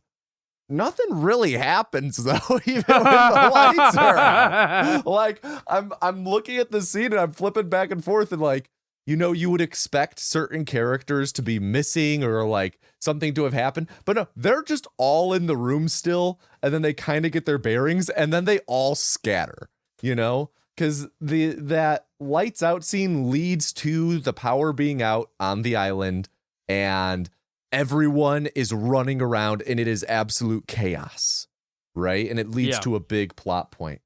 And it starts off and they're all together and then like it's like roaches when the light hits them, they all scatter then. It's like they all like, oh shit, I have to go complete my secret task now. It's like funny enough, like a game of Among Us just started. Yeah. They literally play Among Us in this movie. Yeah, and I do think pretty funny joke with that Benoit Blanc is horrible at Among Us despite being the world's greatest detective. I thought that was a good joke. Yeah. But yeah, I do, I'm trying to tiptoe around the spoilers. I agree with a lot of what you're saying. I don't really have any issues with the light in that scene, though. I do agree that this movie was hiding information from the viewer in, I don't know. It's certainly a conversation I'd like to have once we've talked a bit more about the plot. Yeah. I mean, the movie literally hides a lot of information from us, only to that other characters are privy to, only to reveal later. And I have a kind of mixed feelings about it. But, I am ready for the plot discussion if you are, but if you had something technical you wanted to address. Yeah, I mean, speaking from a technical aspect, you had talked a little bit about the camera. Like, I think that's one of the things Rian Johnson does best is using his camera as a way. It's like him and Edgar Wright do such a good job of using pans or zooms or close-ups, just using the camera to emphasize something or to, like, I think in Knives Out, there is a really great scene where, again, spoiler for the movie that is before this in the series, there's a great scene where Ana de Armas is like just learned that she is the sole inheritor of this estate, right? Mm-hmm. And she's walking outside and it's like all sinking in. And they filmed the first half of this scene on a steady cam. So it's like nice fluid movement. And as she's like walking to her car, she is suddenly mobbed by the family who's like, wait, they're all, jostling to try and get get in her good graces. And as soon as they all start running out, and you can actually kind of see them, you can, like, if you pay attention to the camera movements, you can see them dismount it from the Steadicam, and then they swap to handheld, and it's, shakier because like her world has just literally gotten turned upside down, and now it's more chaotic. And it's like those little details like that Rian Johnson is so good at. It's often used for humor. It's often used as just like an exclamation point on a moment, or just like a punctuation mark on a moment. Like in this, Benoit is sitting and talking with someone, and there's a box next to them. And the box is like just barely in frame. And the character goes, well, something in the box. And they look over to it, and we just zoom out like really freaking quick, and focus on the box. It's like, you don't need to do that. You could have just, had the shot be a little wider.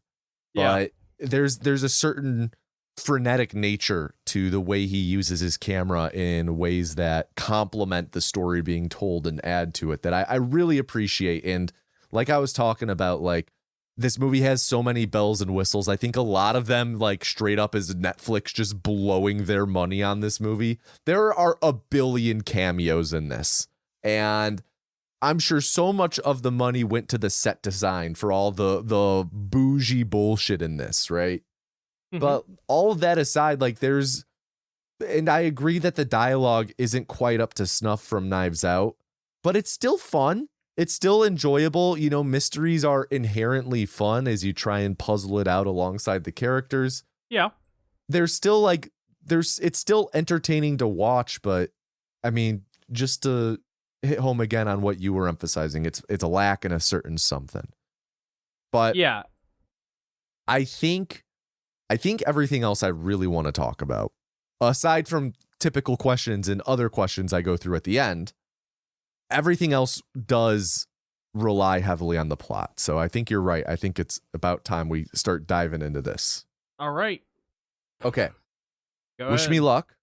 So I want to establish first our main characters. So first, of course, you have Daniel Craig as Benoit Blanc.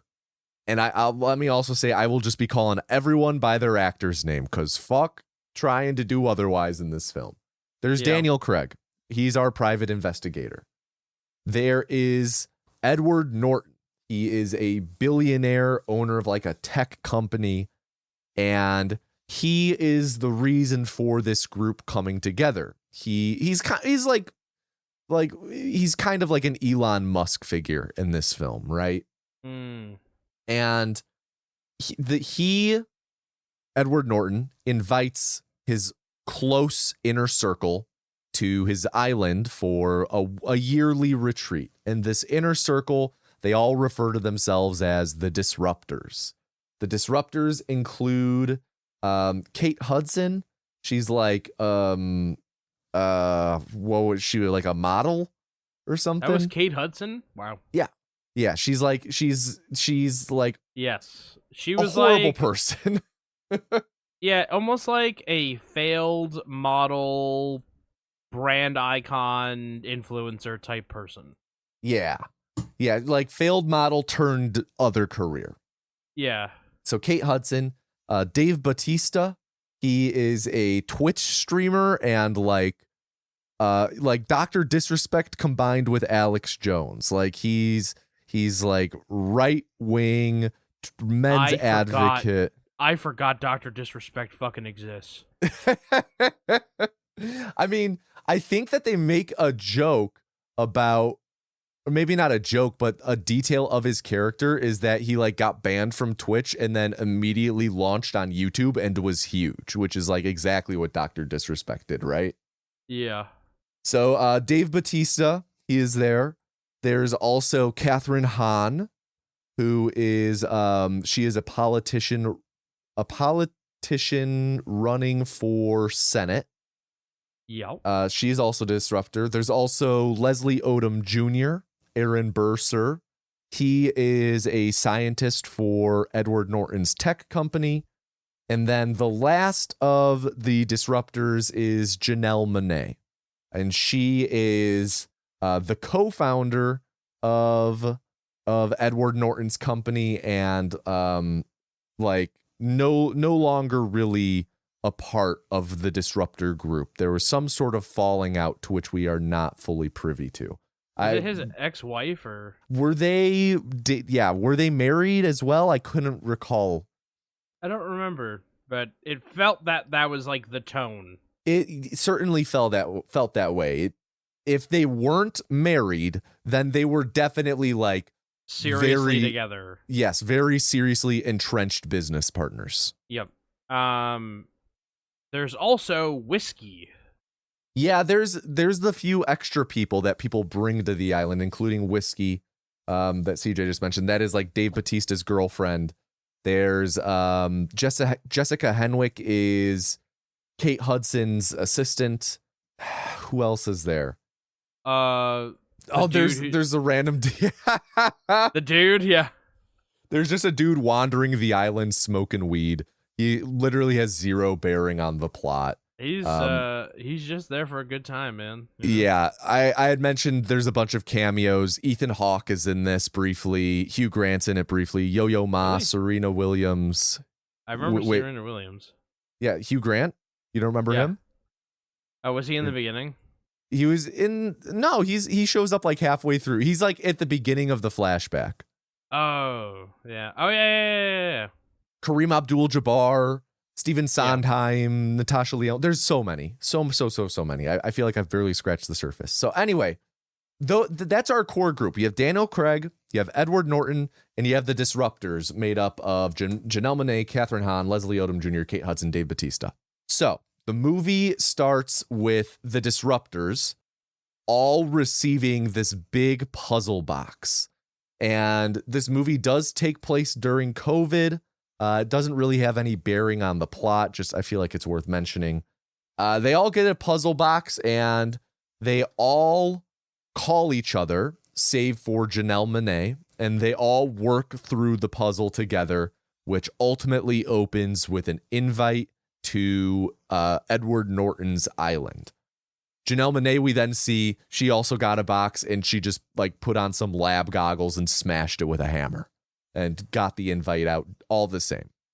At a similar time, we see Daniel Craig. He's just freaking lounging in a bathtub playing Among Us with Kareem Abdul-Jabbar, Natasha Lyonne, Stephen Sondheim, Angela Lansbury. He's just living his life.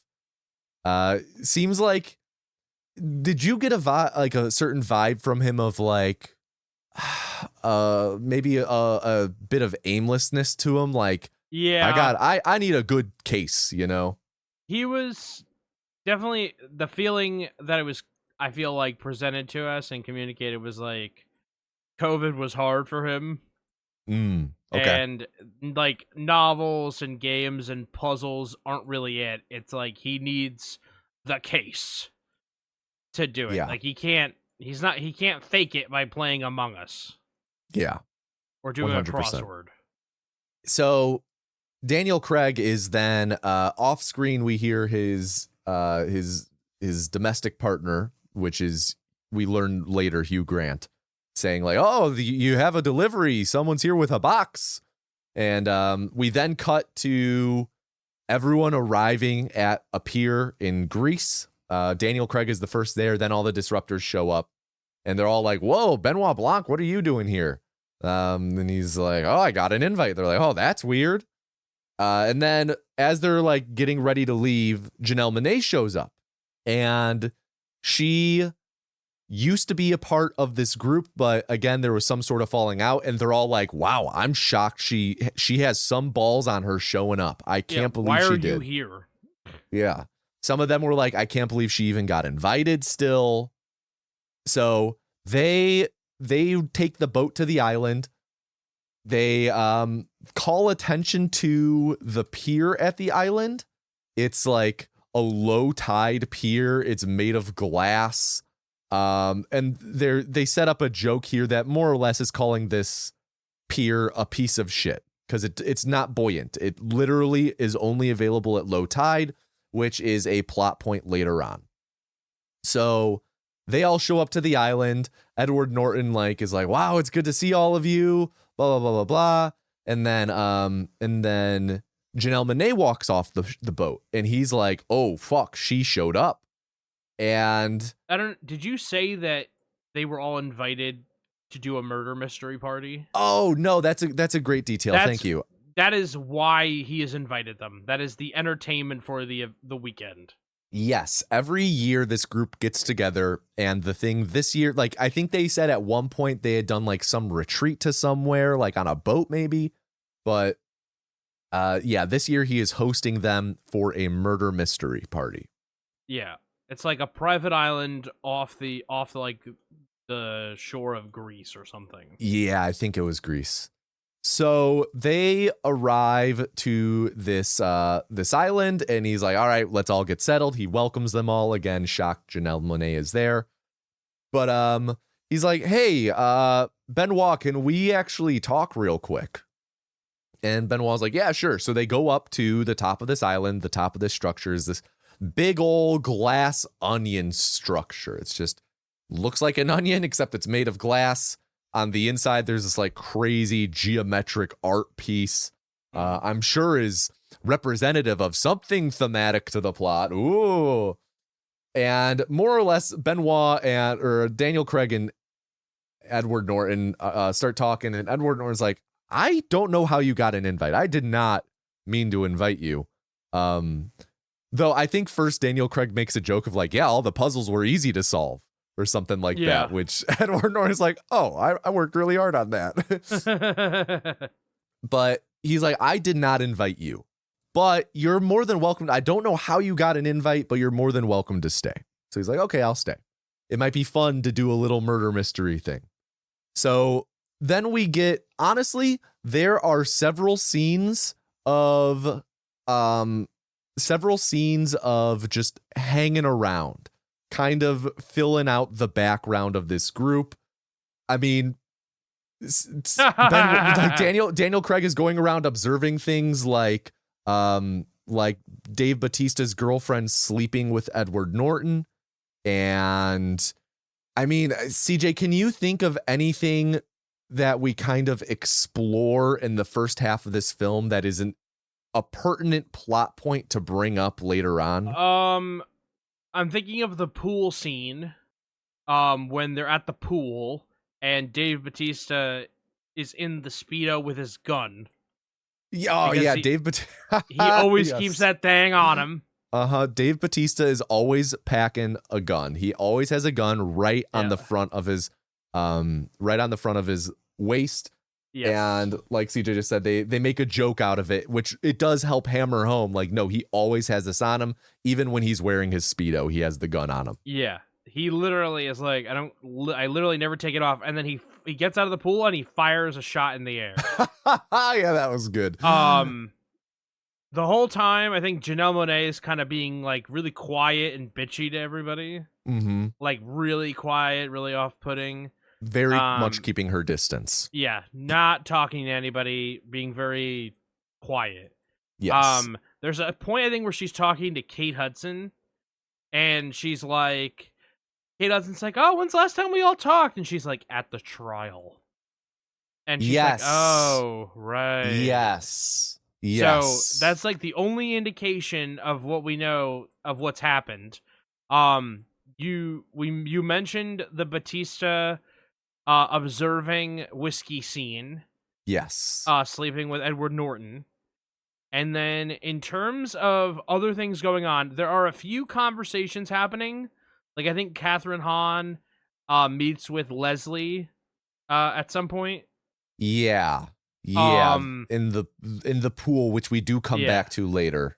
And there's another conversation where Kate Upton is talking to Kate Hudson. That'd be a much different movie. It was Kate Upton. Kate Hudson is talking to her assistant. Yes. And there's a general conversation about between the assistant and Edward Norton. and there's a conversation with the senator, Catherine Hahn, and Edward Norton, and all of that takes place before I think the next big plot point, which is the conversation about the energy. Yes. So those conversations that you talked about, like the one with Edward Norton and Jessica Henwick, the assistant, was Kate Hudson has some stuff going on like in Bangladesh. We hear stuff about Bangladesh. And honestly, a lot of this is like it's beginning to set up motive for a bunch of different characters, right? That's what a lot of these serve as, and in the back half as well. So that night, they all get together, and Edward Norton is showing off like his giant art collection, which includes the Mona Lisa. He has the Mona Lisa on loan to him, which is insane to think about. The freaking Republic of France loaning out the Mona Lisa. But I don't know. Maybe maybe because of COVID, they were strapped for cash. I don't know. Hey, it's safer than the crown jewels of Napoleon. Yeah. Hey, yeah, you're right. 8 minutes in and out. Yeah. So what's that about? Go ahead. That night they're going to be having. Oh, so that night, yes, we learn what this big thing that Edward Norton's company is working on is. And it's a new form of energy called clear with a K. And what was it, like crystallized hydrogen or some shit like that? Yeah. Do you remember the thing that Walter White threw down in Tuco's house? That's what it's like. If you're listening at home, it's that. It's like crystal meth, but it'll mercury power fulminate. Your house. Yeah. And he's like, the scientist guy is like, we talked about this. You have to let me test it for like a few more years. And sorry, I don't mean to jump in. He's like, oh, well, it's been powering this house and this whole island the whole time. Mm-hmm. And they're like, you're fucking crazy. Yeah. So, again, like establishing some motive. So we get this kind of exposition dump about the clear source, energy source. That leads then into dinner, which is going to be the murder mystery. And they all sit down, and this was like, we were talking about, this movie does still have like good dialogue and good moments. This was really funny. Genuinely funny. They're sitting around, and Edward Norton is kind of going over the rules of the murder mystery. He's like, and whoever solves it will win. And Daniel Craig raises his hand. He's like, well, now, when you say win, like, what do you win? Like, what? And he's like, well, what do you mean? He goes, well, is there some sort of prize? Like an iPad? Like an iPad? He goes, yeah, sure. Winner gets an iPad, sure. So he explains all of this, and then Daniel Craig is like, well, once you're dead, like, you won't be able to talk. You know what? I'd like to solve the crime. And he just stands up and solves the crime before it even happens. He's like, well, you see, so there's this crossbow over here that Kate Hudson definitely planted a remote device on. It is going to perfectly align and shoot you. Blah, blah, blah, blah, blah. And then, like, as soon as it's done, the crossbow goes off. Edward Norton has like a fake bolt in his chest, which I thought it was actually going to kill him in that moment. I thought that was going to be the twist of like, oh no, the murder mystery is a real murder. But nope, he just actually solved it immediately before they even began. No one else even had a chance. No one else was even playing the game at this point. And Edward Norton is just defeated. He's like, yeah, you got it. And just like tosses him like an iPad that he has nearby. I love that he asked for an iPad. That was so funny. It's so great. I love this character. Benoit Blanc is such a good character, man. Yeah, he is. He really is. Daniel Craig, really bright light in this movie. So, sorry, go on. So, pretty much Daniel Craig and Edward Norton walk away. And Daniel Craig is just not reading the room. They go up to the glass onion to talk. And Daniel Craig is like, man, that was just the perfect bite-sized mystery. That just, I really needed that win, man. This means so much to me. It was like, it was like the perfect little brain teaser. I felt just the right amount of stimulation. And Edward Norton is clearly like just defeated. Like, God damn it. This took a long time. Yeah.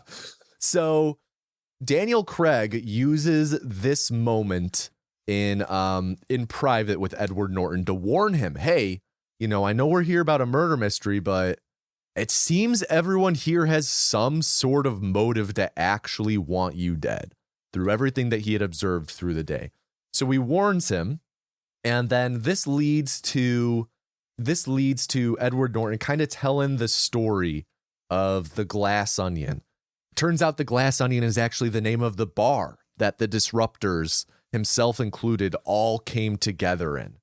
And it's the bar where he wrote on a napkin the plan for his big company. And it was like this night that really launched his career. It's a watershed moment for him. And this building is in a way a tribute to that, a tribute to the bar. I'm trying to think. Was there anything else important divulged there? Yes. So there's a very specific line said by Benoit Blanc.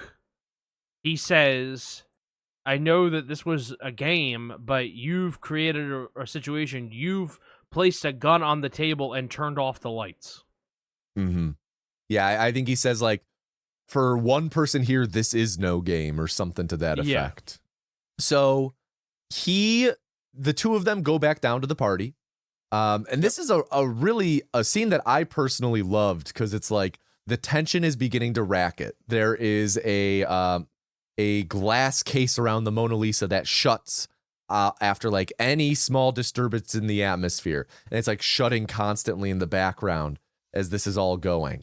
Mm-hmm. And it's building to something, and they're all kind of hanging around partying. I think Janelle Monáe actually leaves. She gets into a disagreement with the group and storms off. Tries to get them to tell him the truth. Yeah. Oh, Edward Norton also made them all drinks, custom drinks with glasses with their names on it. Yes, that's important as well. And then also Dave Bautista calls over Edward Norton. He's he's showing him something on his phone. He's like, yo, look at this. This changes everything, right? Like, this, maybe we can Twitch get me on this or something. Yeah, he's like, look at these numbers. Look at these numbers. Isn't this crazy? Numbers like this, we can talk going on this one news network. He's like, yeah, maybe we can get this going. So and then they give him a big hug, right? Yeah. So they all sit down and they're all drinking and partying. And suddenly Dave Bautista, he starts choking on something. He's unable to breathe, and it leads to him falling down, unable to breathe. He died.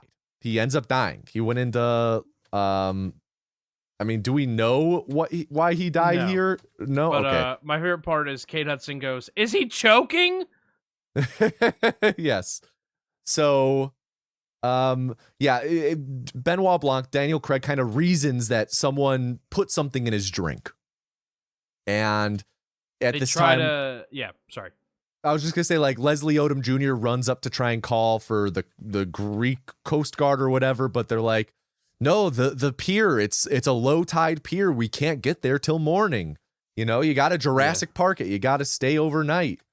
There's also a detail where Edward Norton sees the glass that Dave Bautista dropped, and it has Edward Norton's monogrammed name on it. He's like, wait, he took a sip from my drink. That was supposed to kill me, whatever killed him. Yeah. So Edward Norton is now like, in shock, like, I'm supposed to be dead. Who's trying to do this? He starts freaking out. They notice that Dave Bautista's gun is missing as well. So Edward Norton is like hiding and then hiding behind Daniel Craig. And suddenly the power goes out. This was supposed to be a part of the murder mystery, but now it's like, or was the power going out supposed to be a part of? Yeah, he says, wait a minute. Oh, at 11. It was supposed to be a whole thing at 10 o'clock, and then the power goes out. Yes. So this is kind of the beginning of that scene that you were talking about, where it's very dark. The characters are all together here except for Janelle Monáe, and then they all scatter. They're all running around the house. It's almost like a scene out of Alien. Like they're running through, and like you have occasional light coming in from like a lighthouse, and people running around with their phones. Eventually, Daniel Craig meets up with Janelle Monáe outside, and first he's asking her like, "Wait, did you take Dave Bautista's gun?" And she's like, "What?" And he goes, "Dave Bautista died." And she goes, "Oh my God, Dave Bautista, the wrestler? What? He died?" Yeah. I was a huge fan. I didn't know he was sick. Yeah. And he's like, and behind them, we see someone in the dark cocking Dave Bautista's gun that doesn't need to be cocked. And they shoot Janelle Monáe, and she falls down, blood pouring out on her chest. And everyone's like, what happened? Janelle Monáe is dead. Okay. Now, an interesting detail to note, though, is when Daniel Craig is running up to Janelle Monáe here, rather than calling her Andy, which is her name, he calls her Helen. Yes. And that's where the twist comes in. I want to pause, if you don't mind. Yes. I want to pause and talk about the first half of the movie. Okay. Plot-wise. Because as a whole unit, it's one thing. As the first half of this movie, this is like the first hour, maybe hour and 10 minutes of the movie. Yes. This movie gives you no information. No. As the audience, you are starved. Like, the only thing we kind of learn is that there is a court case. And at the very end, we learn that, Daniel Craig's been talking with Janelle Monáe, and then she dies. Yeah. And it's like, okay, 2 people are dead. There's not that many people here. So 2 of them are gone, right? Like, what's happening? Yeah. So it, to me, was very much like, okay, y'all got to start telling us what's going on now, because we have no information. Yes. How did you feel at this point?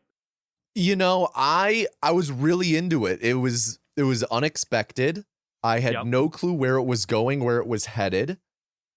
I was satisfied in this moment with the amount of information we had.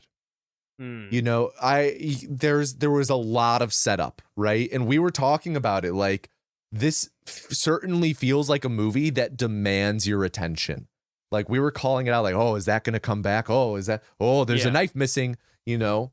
Really feels like a movie that you really want to lean forward the whole time and really focus. And not to spoil where the movie ends up going, but ultimately a lot of that just ends up being pointless. Yes. But that's kind of the point. But ultimately it's like, okay, congrats. You know, you wanted to make something that was pointless, and ultimately it is pointless in the end. That's a critique for later. But I was feeling pretty good at this moment. I was genuinely like really hooked. Okay. I was pretty into it. But I didn't know what was going to come next. Mm-hmm. And so, I actually made a note that when we were approaching this point that we were almost an hour in before anything really started happening. And I specifically made a note that it really feels like there's a lot of footsie in this first hour of the film. You know what I mean by that? Mm-hmm. Like there's just, there is so much tiptoeing around when the mystery is going to actually begin and what is going to be an actual clue, what's a red herring. Yeah. For me, I would say it was a lot of all wretched, no vomit.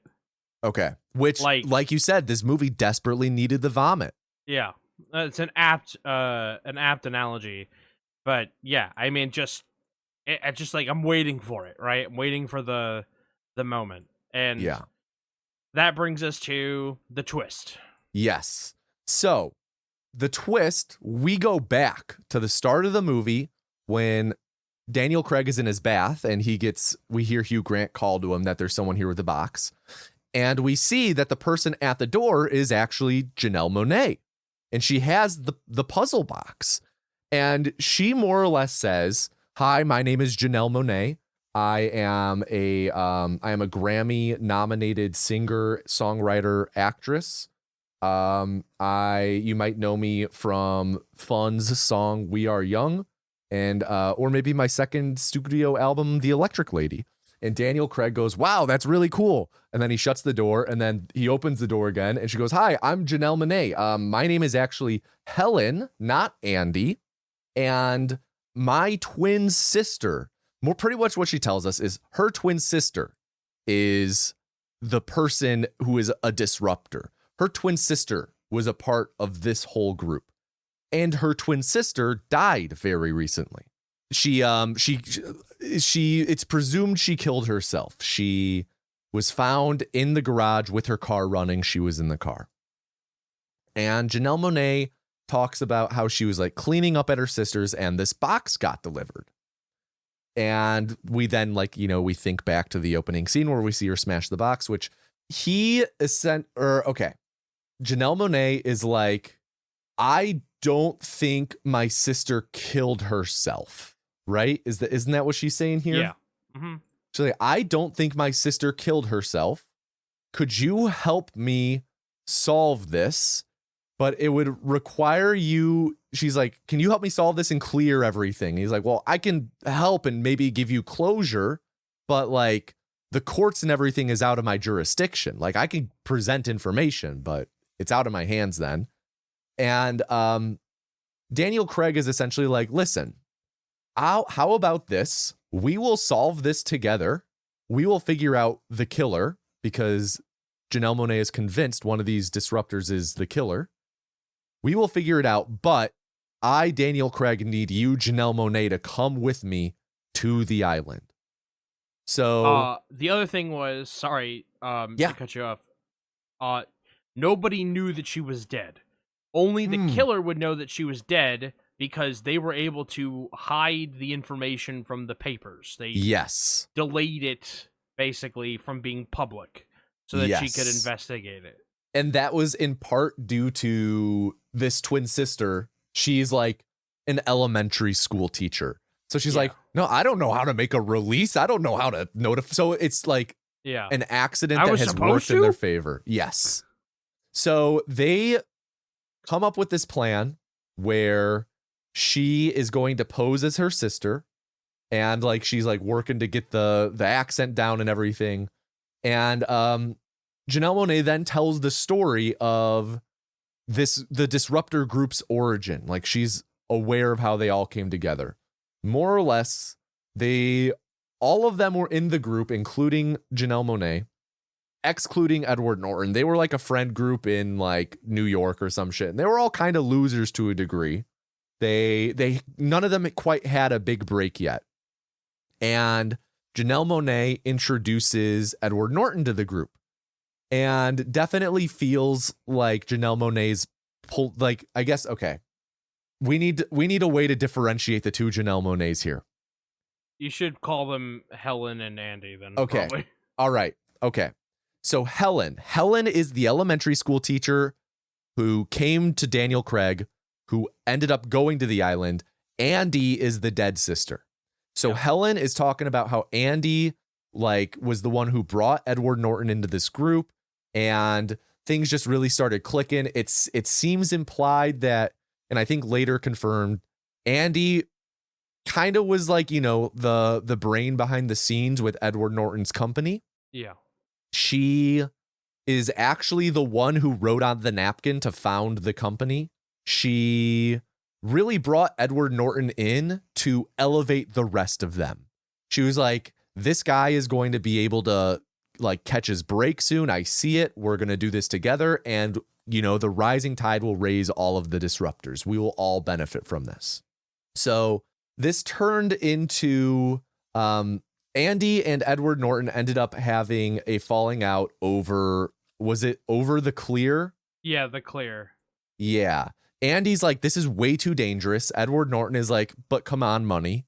And this leads to them having a falling out and dissolving their business partnership.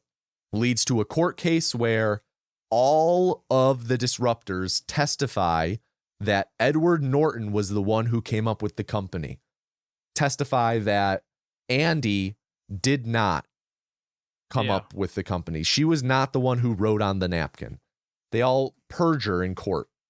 So Helen and Daniel Craig are like, writing out, like they're figuring out motives for everything. When did we find out about the, and then we learn Andy found the original napkin. She was like angry about something. And a book came spilling out with the napkin that would have, given her day in court. She found it after the fact, like when it was too late. Yep. So she sent them all like a blackmail letter. Yes, she she put it in a red envelope and emailed all of the disruptors, not Edward Norton though, saying like, look what I found, blah, blah, blah, blah, blah, something like that. Mm-hmm.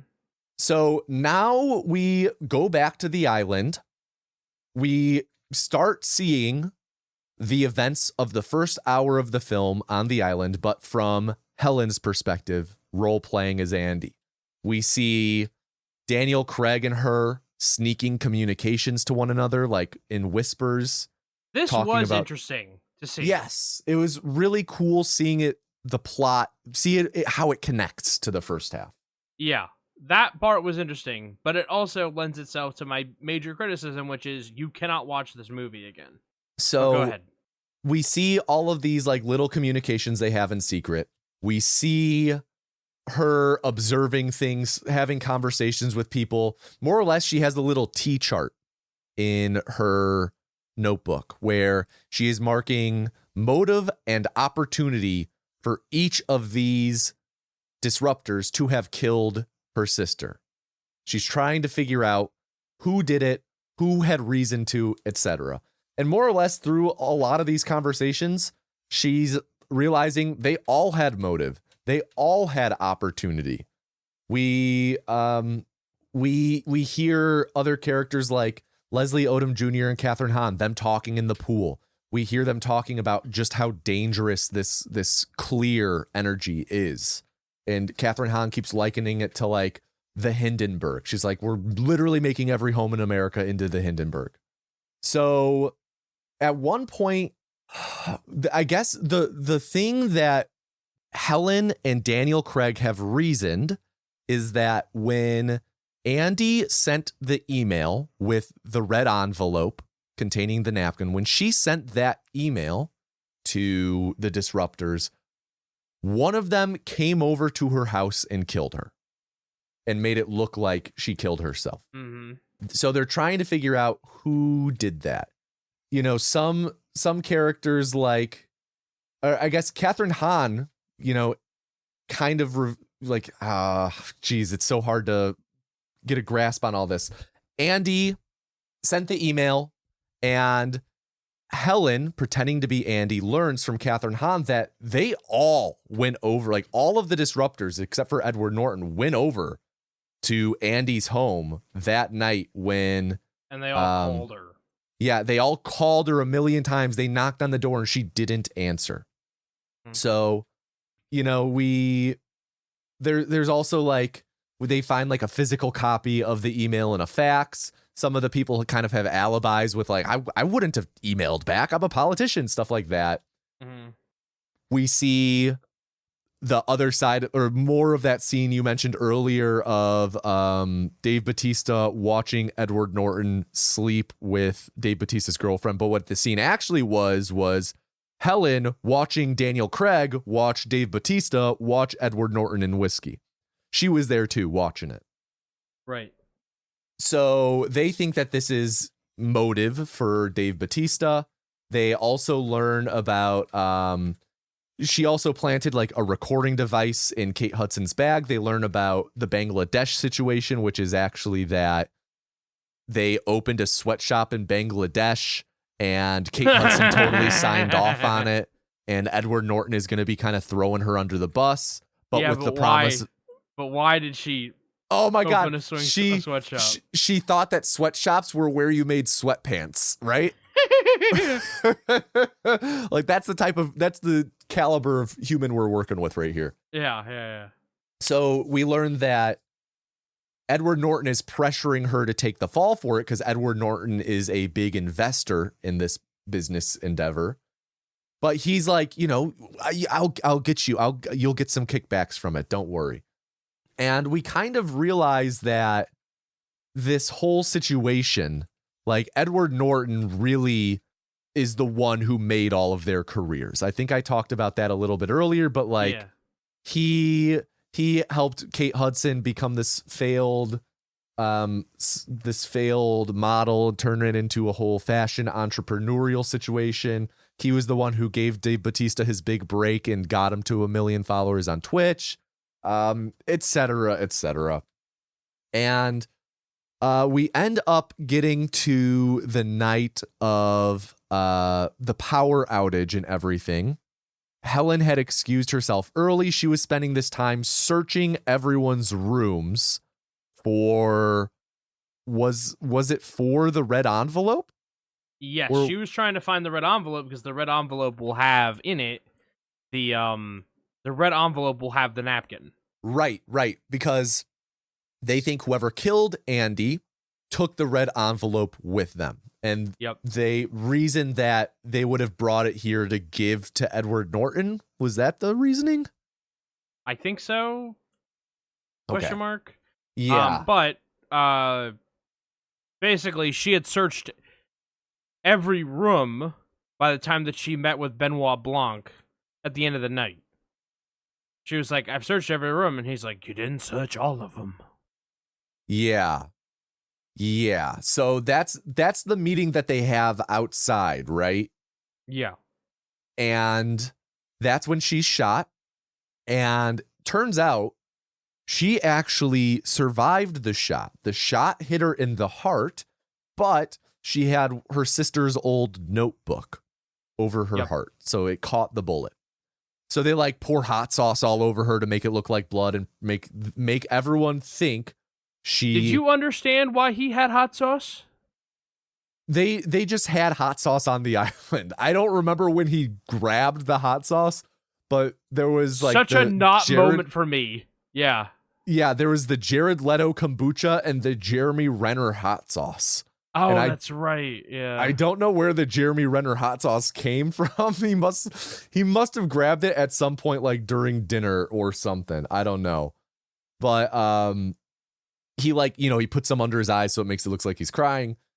But she's like, okay, they think you're dead. You pretend to be dead and go look in the glass onion. Because that's, like CJ said, that's the one room you haven't searched yet. So she goes up, and while she's doing this to look for the envelope, Daniel Craig is distracting all of them, kind of similar to in Knives Out. He has a monologue kind of talking about the case and equating it to something. And in Knives Out, he's talking about how it's a donut inside of a donut. It's a pretty fun monologue. This one is all about how, this is a glass onion. Yeah, it's a glass onion, and you peel back the layers, but it's glass. You can see right through to the center of it. And more or less, he's saying this was such a hard thing to figure out because it's so ludicrously simple and stupid that anyone with a brain would overlook it. And he's like, I actually was looking right at the thing at one point. It's up in the glass onion behind a picture and the framed napkin that Edward Norton has that is a recreation of the original napkin. Yeah, it was the Fibonacci sequence, right? Yes. So this is where Daniel Craig is piecing together a bunch of clues, piecing together, more or less trying to piece together who killed Dave Bautista first. And as he's going through, he brings up that Dave Bautista The news, I guess, I'm trying to think about he first reveals that Edward Norton killed Andy. That Yes. Edward Norton went to the house. He beat all of them there. He drugged Andy, put her in the car. He figures this out from a few reasons. One of them being Dave Bautista mentioning that Edward Norton almost ran him off the road, and then he like covers it up. Yeah. And Edward Norton ended up, beating them to the house and leaving before they all got there to check on Andy after she emailed the thing. And I guess, did Edward Norton know about the envelope and email because of the fax machine? How did he find out that she had the envelope? It got faxed to him. Right. Okay. So he's kind of proven that he killed her.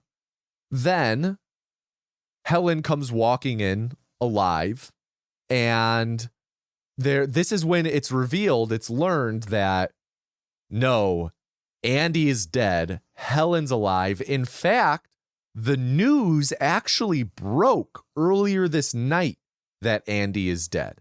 So they had to act fast, that because if any of them checked their phones, they would be able to see that Andy died. And now we see a little bit more from the conversation earlier where Dave Bautista is talking to Edward Norton right before Dave Bautista died, where he's like, is this going to change things? Look at these numbers. We're going to get me on this news network, right? And he's showing him the news that Andy died, that it's announced. So Dave Bautista is revealing like he kind of knows what's going on. He knows that Edward Norton killed Andy and was kind of using it almost as blackmail. This Not led almost very much as blackmail. Well, but at the same time, the way Dave Bautista plays it, it doesn't come across like he's blackmailing him at all. And I think that's less he's being slick about it and more his character is just like generally a dumbass. At least that's how it played for me. Sure. So Edward Norton then goes and refills his own drink, puts pineapple juice in it because Dave Bautista is allergic to pineapple. Yeah, not even a little. Very allergic. So he then directly hands Dave Bautista the glass, and Dave Bautista takes a sip from it. And you can actually, if you go back and rewatch the scene, you can actually see him hand it directly to Dave Bautista. That's cool. Yeah. So this is all revealed, and Helen reveals she is still alive. And pretty much there's this big confrontation. All of them are together, and Helen and Daniel Craig have proven to everyone in this room Edward Norton did it. He killed Andy. He killed Dave Bautista. But Edward Norton is like, yeah, but I mean, more or less saying like, you guys perjured for me once, you wouldn't perjure again. And then, Helen finds the napkin and is like, I have it. I have the proof. And Edward Norton goes, whoops, what do you have? And like burns it up with a torch he has in his pocket. He just immolates the napkin. It's gone. Which doesn't trigger the Mona Lisa thing. Yeah, the Mona Lisa thing should have been going on and off constantly in this last thing, but it's really not much. So they're then like, yeah, but everyone in this room knows the truth. They all saw the napkin. And Edward Norton's like, did any of you guys see the napkin? And they all lie. They all say, no, you didn't. This is just Helen being crazy, just covering for him. They'll perjure for him again. And Helen then, in frustration, just starts smashing a bunch of glass pieces, a bunch of the art pieces around the room. And this leads to a lot of destruction, and all of the other characters being like, you know what? Yeah, let's do this. They all kind of start smashing the glass pieces. It's not quite like we hate you, Edward Norton, but they're all kind of acting in defiance to him in a way. Not in a way that's like we are no longer bending the knee to you, but like, we know you don't care about this art. We're going to blow off. We are genuinely mad at you, genuinely pissed at you about this. And we are mad you killed Dave Bautista, but we don't want to give up our fame. So this is kind of our way of getting back at you, is we're going to trash a bunch of your expensive shit. Oh, also, Benoit Blanc leaves at this point. Yes, he fucks off. I He's forgot like, about that. I told you that my jurisdiction only went so far, but if you're brave enough, and that's relevant. So they go through with the smashing. Yeah, Benoit Blanc fucks off to go have a smoke on the island with the stoner who wanders around, Mm-hmm. who ultimately is of no consequence to the story at all. He's just a funny little gag. I'm fine with it. Yeah, me too. So like she's trashing everything, and then she eventually starts a fire, and this is when Edward Norton is like, "Calm down, girl. You're starting to get a little too far. Calm down." And then we see a little flashback that Daniel Craig snuck the little clear diamond to her, this highly combustible, highly explosive material, to which she throws it over towards the Mona Lisa, and it sucks up into the vent, and ultimately like the whole compound starts catching fire and exploding. And then there's like a slow-mo dash, like everyone starts like fleeing, but Aunt Helen goes and like opens the Mona Lisa, disintegrating it. And like that is like the one thing in this world Edward Norton cared about. He's actually a huge Mona Lisa fan. He saw it as a child and it like totally changed his life. And he wanted to be remembered in the same breath as the Mona Lisa. He kept saying that. Right. So this then leads to them all getting out alive. They all go out and they're all sitting out on the steps.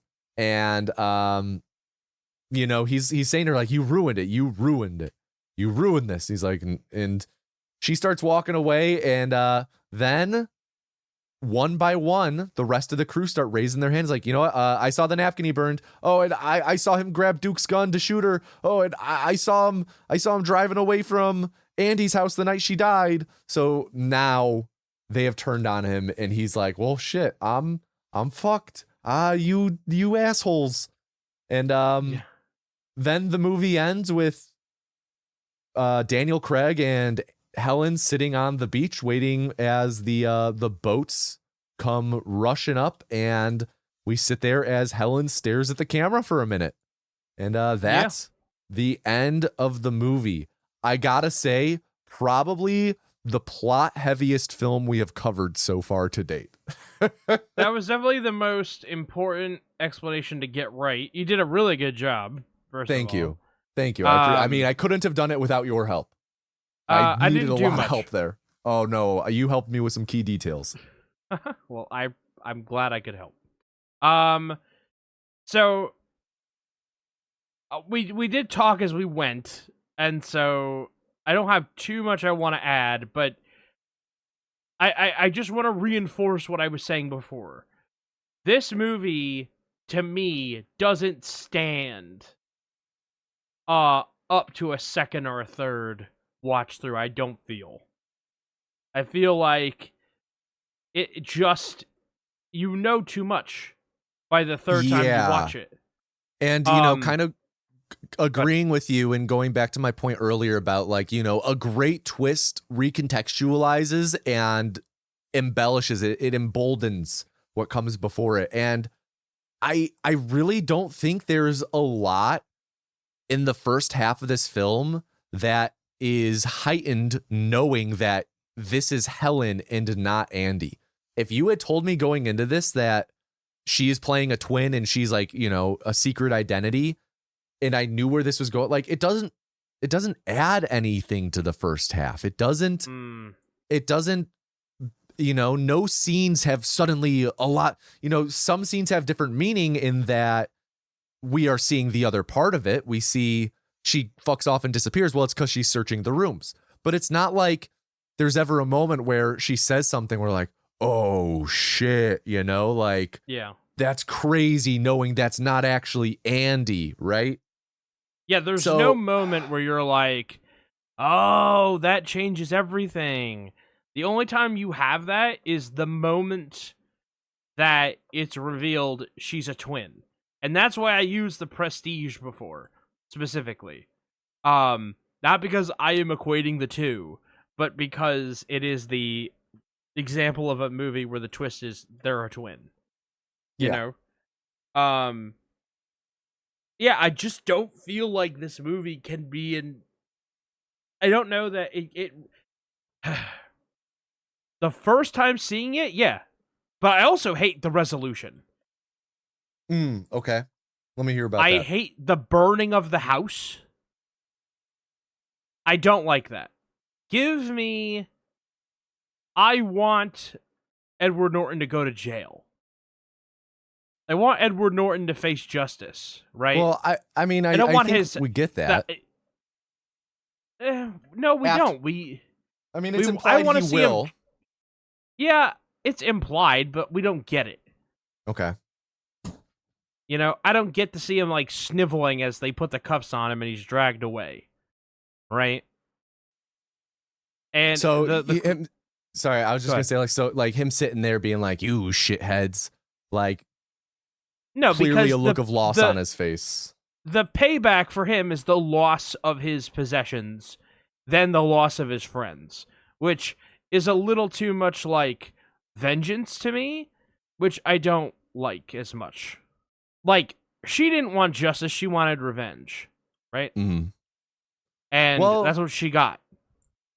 I mean, yeah, ultimately when she was denied justice, she turned to revenge. I would argue, I don't know that she ever wanted justice. Well, that's the whole point of the napkin, though, right? Mm. And them trying to, like, get people on their side and then them turning against. It's like, right. This won't hold up in court. Like, she turns to, like, you know what? I can't nail you with the book because all these other people. Sure. So I'm just gonna destroy the Mona Lisa instead. Yeah, that's the other. That just felt like destruction porn. Just like, oh, I destroyed the Mona Lisa. Okay. Yeah, that kind of it kind of falls under the category of what I was talking before. Like, it just feels like Netflix was blowing money on this movie. Not that it's expensive to get a stand-in Mona Lisa, right? They sell those for like $12 in the gift shop. But there's just so much going on from like a set design aspect that honestly, I think there was so much put into the set that the destruction scene goes on just a little too long. Yeah. Because they got a lot to destroy. Mm-hmm. I agree. So, yeah, I don't know. Okay, so, you know, we've talked a lot about this twist, right? Sure. Now, how do you feel in general about movies or stories in general hiding information from the viewer that your protagonist is aware of? And by that, I mean, like, I'm trying to think of good examples that aren't this movie, because I do think it's a little different when it comes to a mystery like this, because of course, like, you know, your protagonist will typically solve the murder and we don't solve it at the same moment as them most times. They come to a conclusion and then they reveal it. So naturally, this type of film in this genre has a little bit of hiding information, but I feel like oftentimes movies obfuscate things intentionally to deceive the audience as opposed to deceiving characters and whatnot. So I wanted to know your thoughts on that in general, and you know, if you had any pointed thoughts with how it works in this film, because typically I hate that. I give it a lot more leniency here because of the genre, and also because the movie is largely built around that whole thing as like a framing device, with us going back a day or like a week or whatever. So I wasn't horribly offended by the hiding information from us, but I did want to hear your input. In general, I'm fine. Like, I'm okay. You want to hide information from me? Okay, fine. Prove it out and like make it make sense later. You know, Yeah. I'm okay with basically any technique you want to do, any idea that you come up with, but you have to prove it out. You know, that's where I'm at. I'm not particularly upset with the denial of information because either the characters have to have the information and the viewer doesn't, or the characters have to not have the information and the viewer does. But that makes for a less exciting reveal sometimes because you're like, well, wait a minute, right? You know, like if I know something to be intrinsically true, and I just feel like the balance of this is to do what Knives Out did, where you find out relatively early who you believe to be, you know, the person who did it, but that there is still reasonable suspicion on basically the rest of the cast.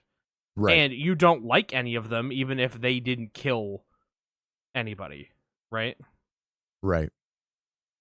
They also manage, something that's really remarkable in that movie is they managed to take Captain America and turn him into a schmuck, right? to a fucking asshole. That's the remarkable thing about that movie, and I don't know that this movie does anything similar to that. No, I agree. And, you know, Chris Evans is certainly very capable of playing asshole characters. Like, I mean, look at him in Scott Pilgrim as well, right? Yeah. And the old Fantastic Fours. But yeah, there's nothing like that in this film. Nothing casting against type. Right. Yeah. Not ideal. So No. So could have been better. Could have made more use out of what it had. Yeah. I feel like the bright spots are Batista. I think he did really well. Yeah, he was good in this role. I think he's genuinely a really good actor. Oh, 100. I think he's the best wrestler turned actor. Yeah. I think John Cena's coming around. Yes. But he's second place for certain. Yeah, I think The Rock, we can't ignore the contributions of The Rock. The Rock broke down the door. But, you know, Batista actually has acting chops. You know? Yeah. Yeah. Some might say Jesse Ventura was the one who broke down the door. Well, he didn't break it down wide enough. The only one that got through after him was fucking Hulk Hogan and The Rock. Excuse me, you're forgetting about Rowdy Roddy Piper? Yeah, it lives. I came here to kick ass and chew bubblegum, and I'm all out of bubblegum. Exactly. All-time great line. Wasn't he also in Welcome to Frogtown? No clue. I just know that he was in They Live. Look that up. Yeah, it's like it's like a movie where there's like a bunch of mutant frog people. And that sounds about right. Yeah, See, the hard thing about looking up Rowdy Roddy Piper is that if you look at his IMDb, there's just so much like WrestleMania shit on here. Yeah, that's kind of dumb. I gotta say, I felt like Catherine Hahn relatively unused in this movie. Didn't feel like she's playing a senator character, but I feel like she's just like a generic politician. Mm-hmm. Like, didn't get any kind of interest out of that. That was kind of lame for me. I feel like we didn't really get anything out of Leslie Odom Jr. Yeah. Just like in the beginning, I felt like, oh, he's gonna have like a big role, and then it just kind of like, no. Once the plot kind of narrowed in on Batista and Whiskey, Edward Norton, and Janelle Monáe, it kind of felt like, okay, well, this is where we're going. So, like the other characters, even though they had motive or they didn't, like their level of interest kind of dissipated because they didn't really do anything interesting, you know, which is also why it felt like if any characters were going to die, it had to be one of the ones that actually was interesting. And Batista, while he plays a not fun character, like you wouldn't personally like, he was interesting in this role. Yeah, like he was freaking hilarious. Oh yeah. Him and Jennifer Hudson. I think Jennifer Hudson is the only other one of the disruptors who gets a lot of play and like is just so fully realized and a really good red herring, unlike the others where she isn't involved in the plot. You could literally disappear her, but she still has so much going on. Yeah, like she really is sometimes the best part of any scene.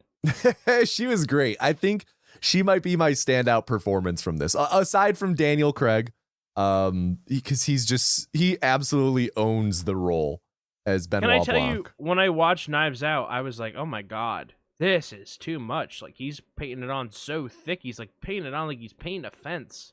And I really didn't like it.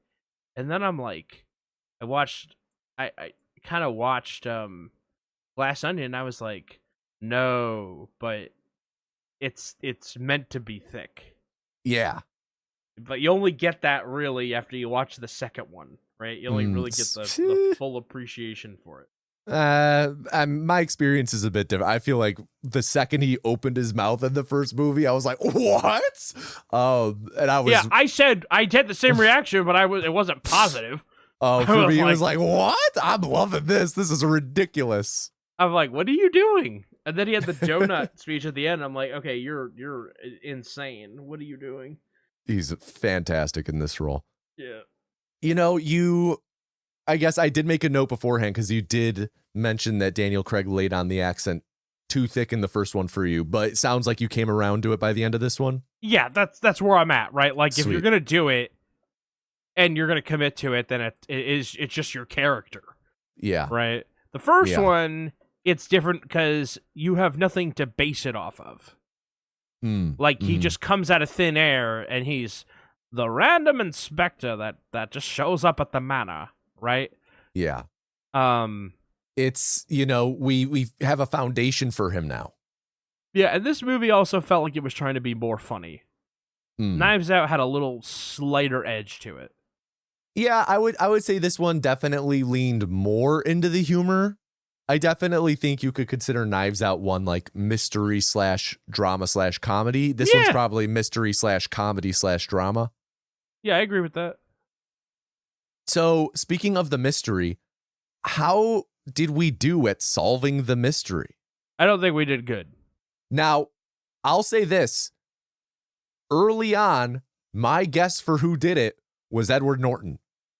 Yeah. I will say I had nothing to base it off of, and I also had no clue what he was going to do wrong, but he was who I picked. Yeah. In the moment while we were watching, I don't think we did okay, but overall, I think we did okay. Yeah. Now, you said the first words you said to me after we stopped recording the commentary track was, "Gonna be real, not how I thought it was gonna end." So I know that you talked a little bit as to what you would have hoped for from the ending, but what were you expecting was going to happen at the end? Well, at the end of Knives Out, it's this very much like this dramatic soliloquy and the monologue and Ransom is like why would he confess, right? And then he does, and you're like, oh, he's confessing because he thinks nothing bad will happen to him. And then it was revealed that Marta, Ana de Armas, actually was able to lie and not vomit, which was the hook, the thing that she couldn't do. And it was just this whole piece of it, right? And then he's like hauled off because he reveals that he did it. And I never felt like I had that moment of like, with him. And I felt like I was denied my moment. Like, he's going down. We all know he did it, but he didn't have the allocution, Like, sometimes allocution is the thing. Like, I just want him to admit it. I want him to without a doubt be like, why did you do it? It's like, and I thought it was really funny. The answer was that he's a dumbass. And that they literally are like, because he's stupid. He did it this way because he's stupid. And literally, the one crime that Benoit Blanc wanted to give him credit for he stole from Benoit Blanc, shooting a guy in the dark. That's right. So, That was a like- good bit. That was really good. Yeah, but like it's like I felt like I was denied some level of satisfaction there that I got from the previous film. Okay. I hear you. So it just wasn't, wasn't what I expected. Gotcha. So, yeah. No, go ahead. We also talked a bit about this during the film. We talked a bit about this taking place on a private island. And you said that you would not want to live on a private island. No. So could you outline to our listeners who maybe did not listen to the commentary track, why would you not want to live on a private island? Well, first of all, if you didn't listen to the thing, I don't know what you're doing, but We can't help you. Look, you're on a private island, right? And then you need groceries. Mm-hmm. You gotta take a boat, Okay. right? So first, I would just like to postulate, if you lived on a private island, is it not fair to assume that you would have people be able to take care of that for yourself because you're wealthy enough to live on a private island? I feel like that's Okay. part of the private island life is you have that taken care of for you. Okay, well, maybe it is, maybe it isn't. I'm not rich enough that I think about, what if I lived on a private island all the time? I like to sometimes sorry just for get in having the an car. imagination. Sometimes I just like to get in the car and drive. I can't Okay. drive anywhere on my private island. Okay, so say we installed a track going around the perimeter of the island that you could drive your car in a loop on. How would you feel then? That feels like that. You know what that feels like? That feels like when you put like little plants in the fishbowl. Okay, I get what you're saying. That'd be That's like re- King Kai's planet. Okay, so how about this then? Okay. What accommodations would you want for you to live on a private island? Okay, look, I don't know that I could. I think I would feel stir crazy. How big's the island? Oh, Like, how I long don't would it take know. me to walk around the circumference of the island?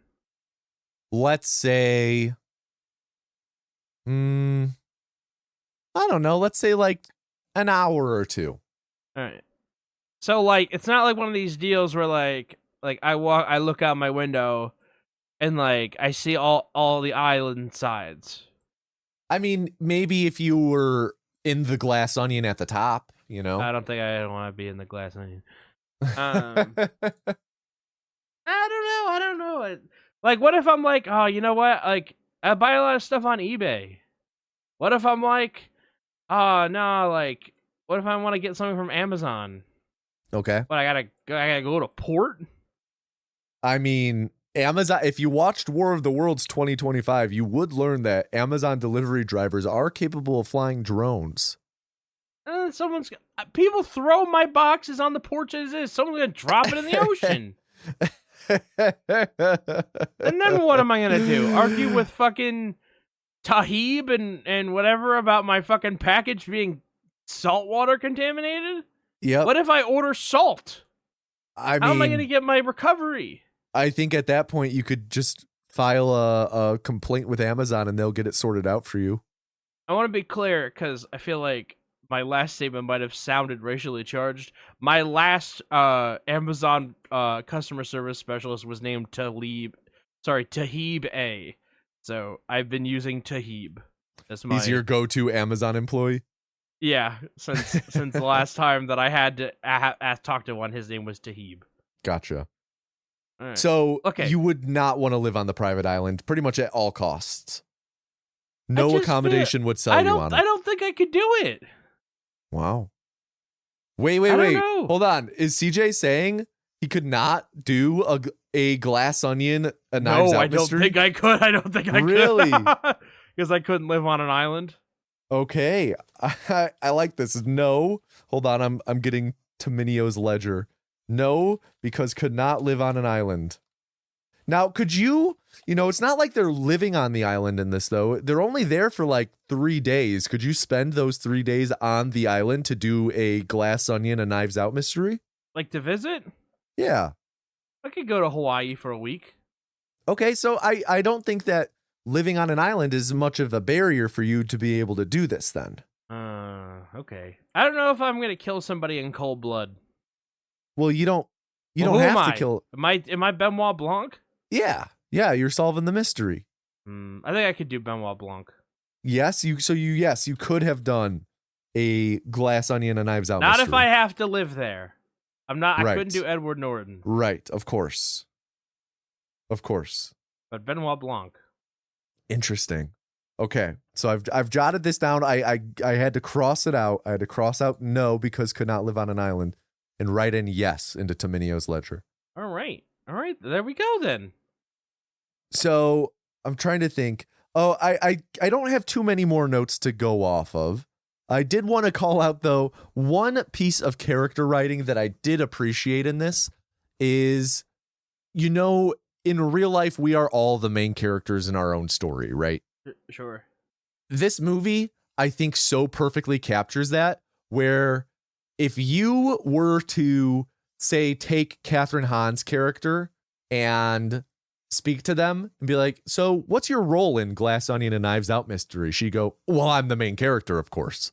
And I feel like you could pull aside any one of these and ask them, so what's your role here? Oh, well, I mean, I'm the main person, Okay, sure. And I just appreciated that. I was like, these are all such narcissistic people. It really comes through.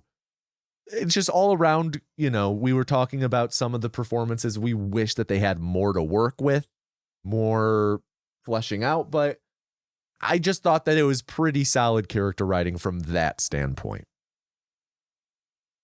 Yeah, I can get behind that. Another thing, of course, the typical question. We've already talked about some of our favorite performances. Do you have any favorite moments or favorite scenes in this? I do like the scene with Batista in the pool. What do you do? Where he just gets out and does a pool shot to the sky. Yeah, I also love the scene where Benoit Blanc just fucking verbally undresses Edward Norton. It's like, you're so stupid. Oh, near the end. Yeah. And I like the beginning when Janelle Monáe just smashes the box open. Yeah, that got a good chuckle out of us.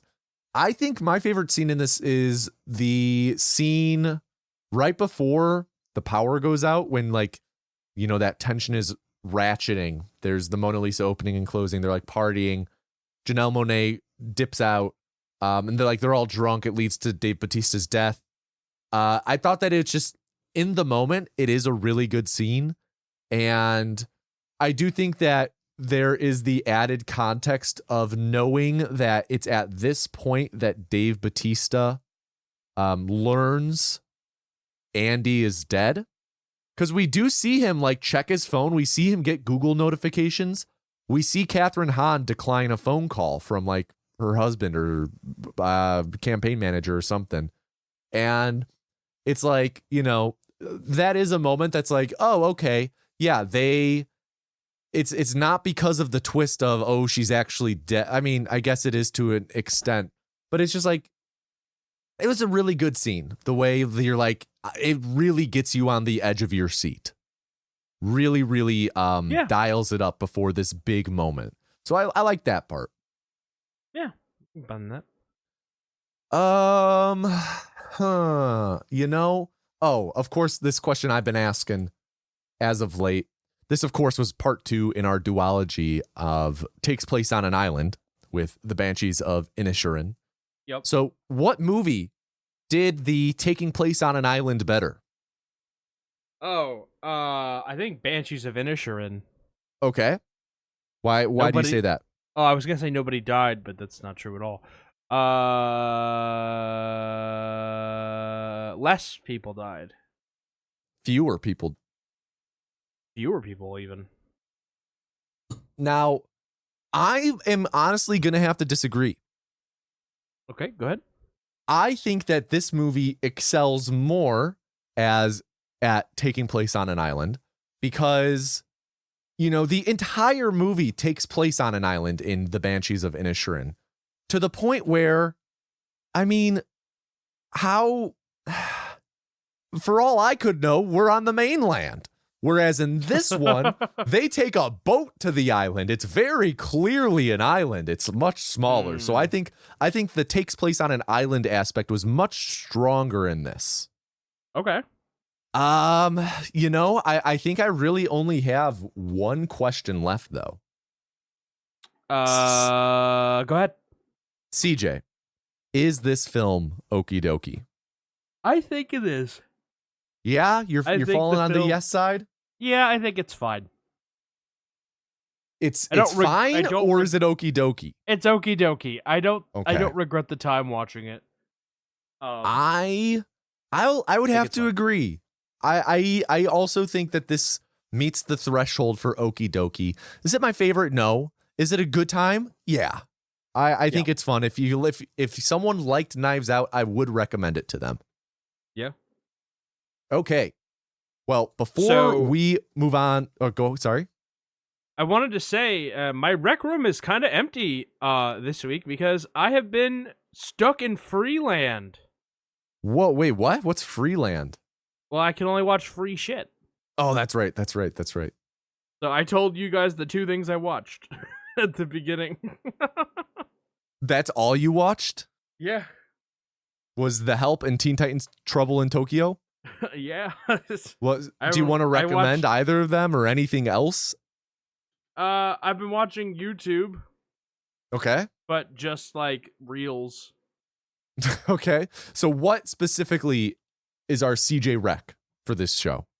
My CJ rec is to get a Disney Plus subscription. Wow, okay. No, I'm kidding. I don't have one. No rec. Whoa. I haven't watched anything. Wow, I can't believe we do not have it. You don't have like any games to recommend or activities or I've only been playing Minecraft. Okay. And you're not even going to recommend that. Okay. Well, I have 3 things to recommend then. So you're making up for it. First thing I'm going to recommend is a little film called The Exorcist.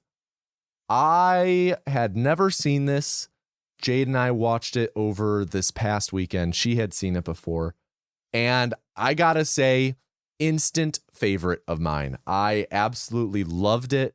I'm mad that I did not see it prior to now. And it's an incredible film. If you're unfamiliar, it's a movie about a little girl who she's like 10 or so, 11. More or less, she begins exhibiting odd behavior. She only lives with her mother and then some help staff around the house. And they just begin exhausting all of their possible options for getting a diagnosis what is going wrong with this girl. And at the same time, it's not just about this like domestic life upturned. It's also about a priest who has his own story going on and a crisis of faith that he is going through. And it's just such a coherent film, and the drama at the heart of it is so real. It's heartbreaking at times. And it's not like a scary film in that like you watch it and you get jump scared. It's pretty dated in that aspect. It came out in 1973. But this is still a horrifying film with the way things unfold and just the helplessness you feel for this family. So just a really great example of a horror film where the focus is the story, it's the characters, it's the drama. And similar to Sinners, the horror is a conduit to tell this story and convey certain themes. So Really loved The Exorcist. Cannot recommend it enough if you enjoy horror and have not checked it out. Second thing I wanted to recommend is a bit of a heavier topic. It's a book called One Day Everyone Will Have Always Been Against This. That is written by Omar El Akkad. And this is a book about the ongoing genocide in Palestine. Just really, really powerfully written. If you are politically and socially conscious and you want to read more, like, I cannot recommend this book enough. It's really, like, I cannot emphasize how well written it is. But you know, warning, it is of course pretty tough to read at times, but it's largely around centering around Omar El Akkad's life experiences and how, you know, certain lessons he has learned through interacting with the world of politics. He's a journalist, and through that he has interacted with a lot of the business world and political world, and written during wars. And he relates all of these things he's learned to the genocide in Palestine, and just really incredible book.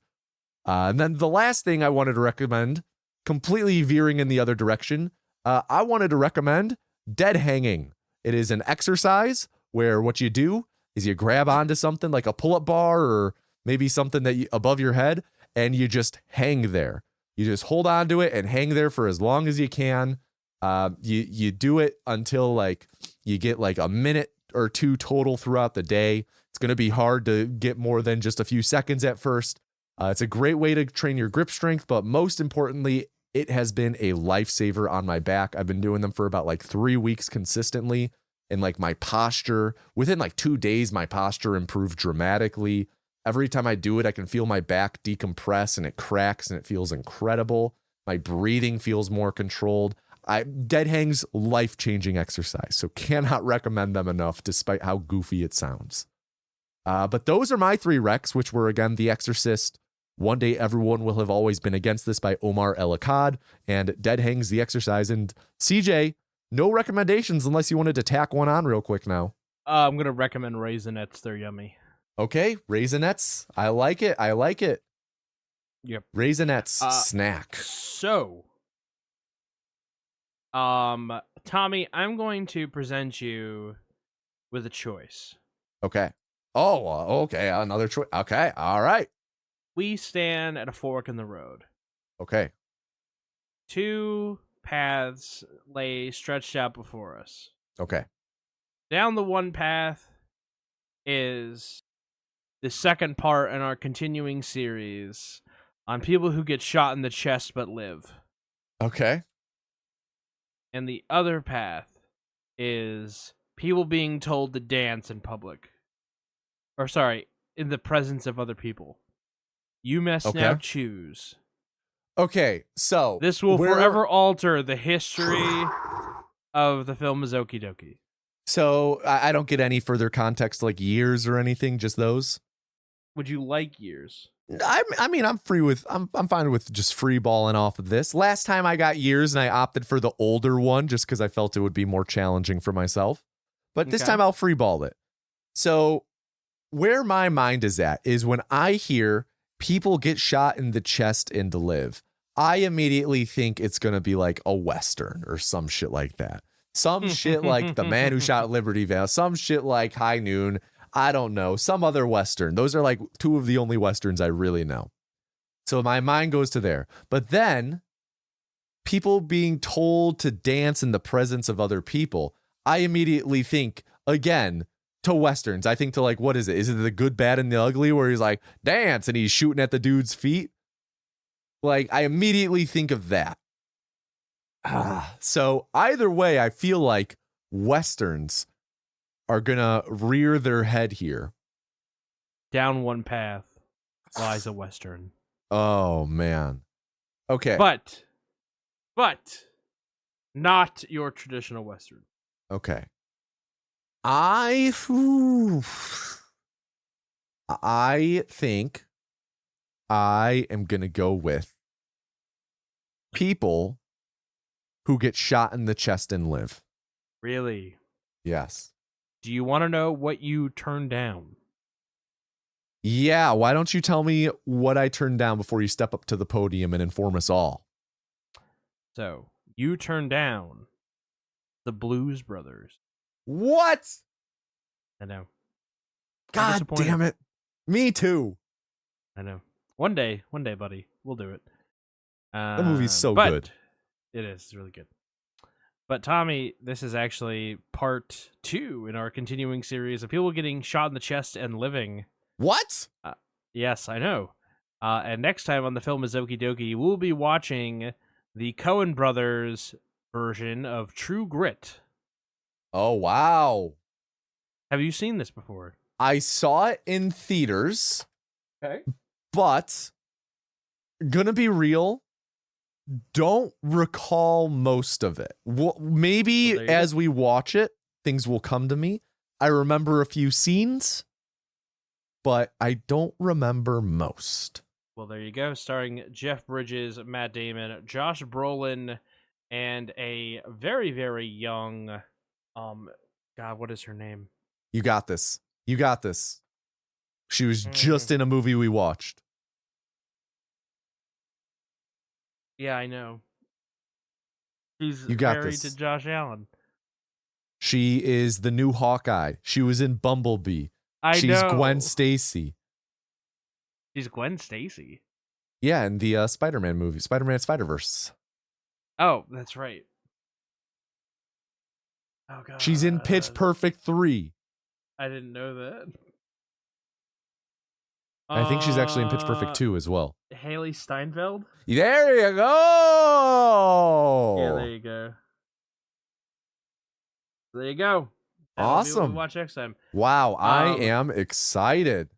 Thank you to everybody for listening to the Film is Okie Dokie. As always, if you like the show, remember to rate us, review us, give us 5 stars. If you only give us 4 stars, I'm inclined to believe that you are a hater. Shout out to Bomani Jones from Wave Sports and Entertainment for the quip. Yeah, remember to get your friends to rate us, get your neighbors to rate us, get your friends' neighbors to rate us, your friends' neighbors' kids. They need help. Their fingers are too small to work the buttons. Join the Discord server. The link is in the description below. Yes. And I don't think I forgot anything this time. No, just remember to also grab your friends' phones and download the podcast straight onto there. Don't just tell them about the show. There you go. I've been CJ. I have been Tommy. And this has been the Film is Okie Dokie. Now get out of here. Bye, everyone. Bye.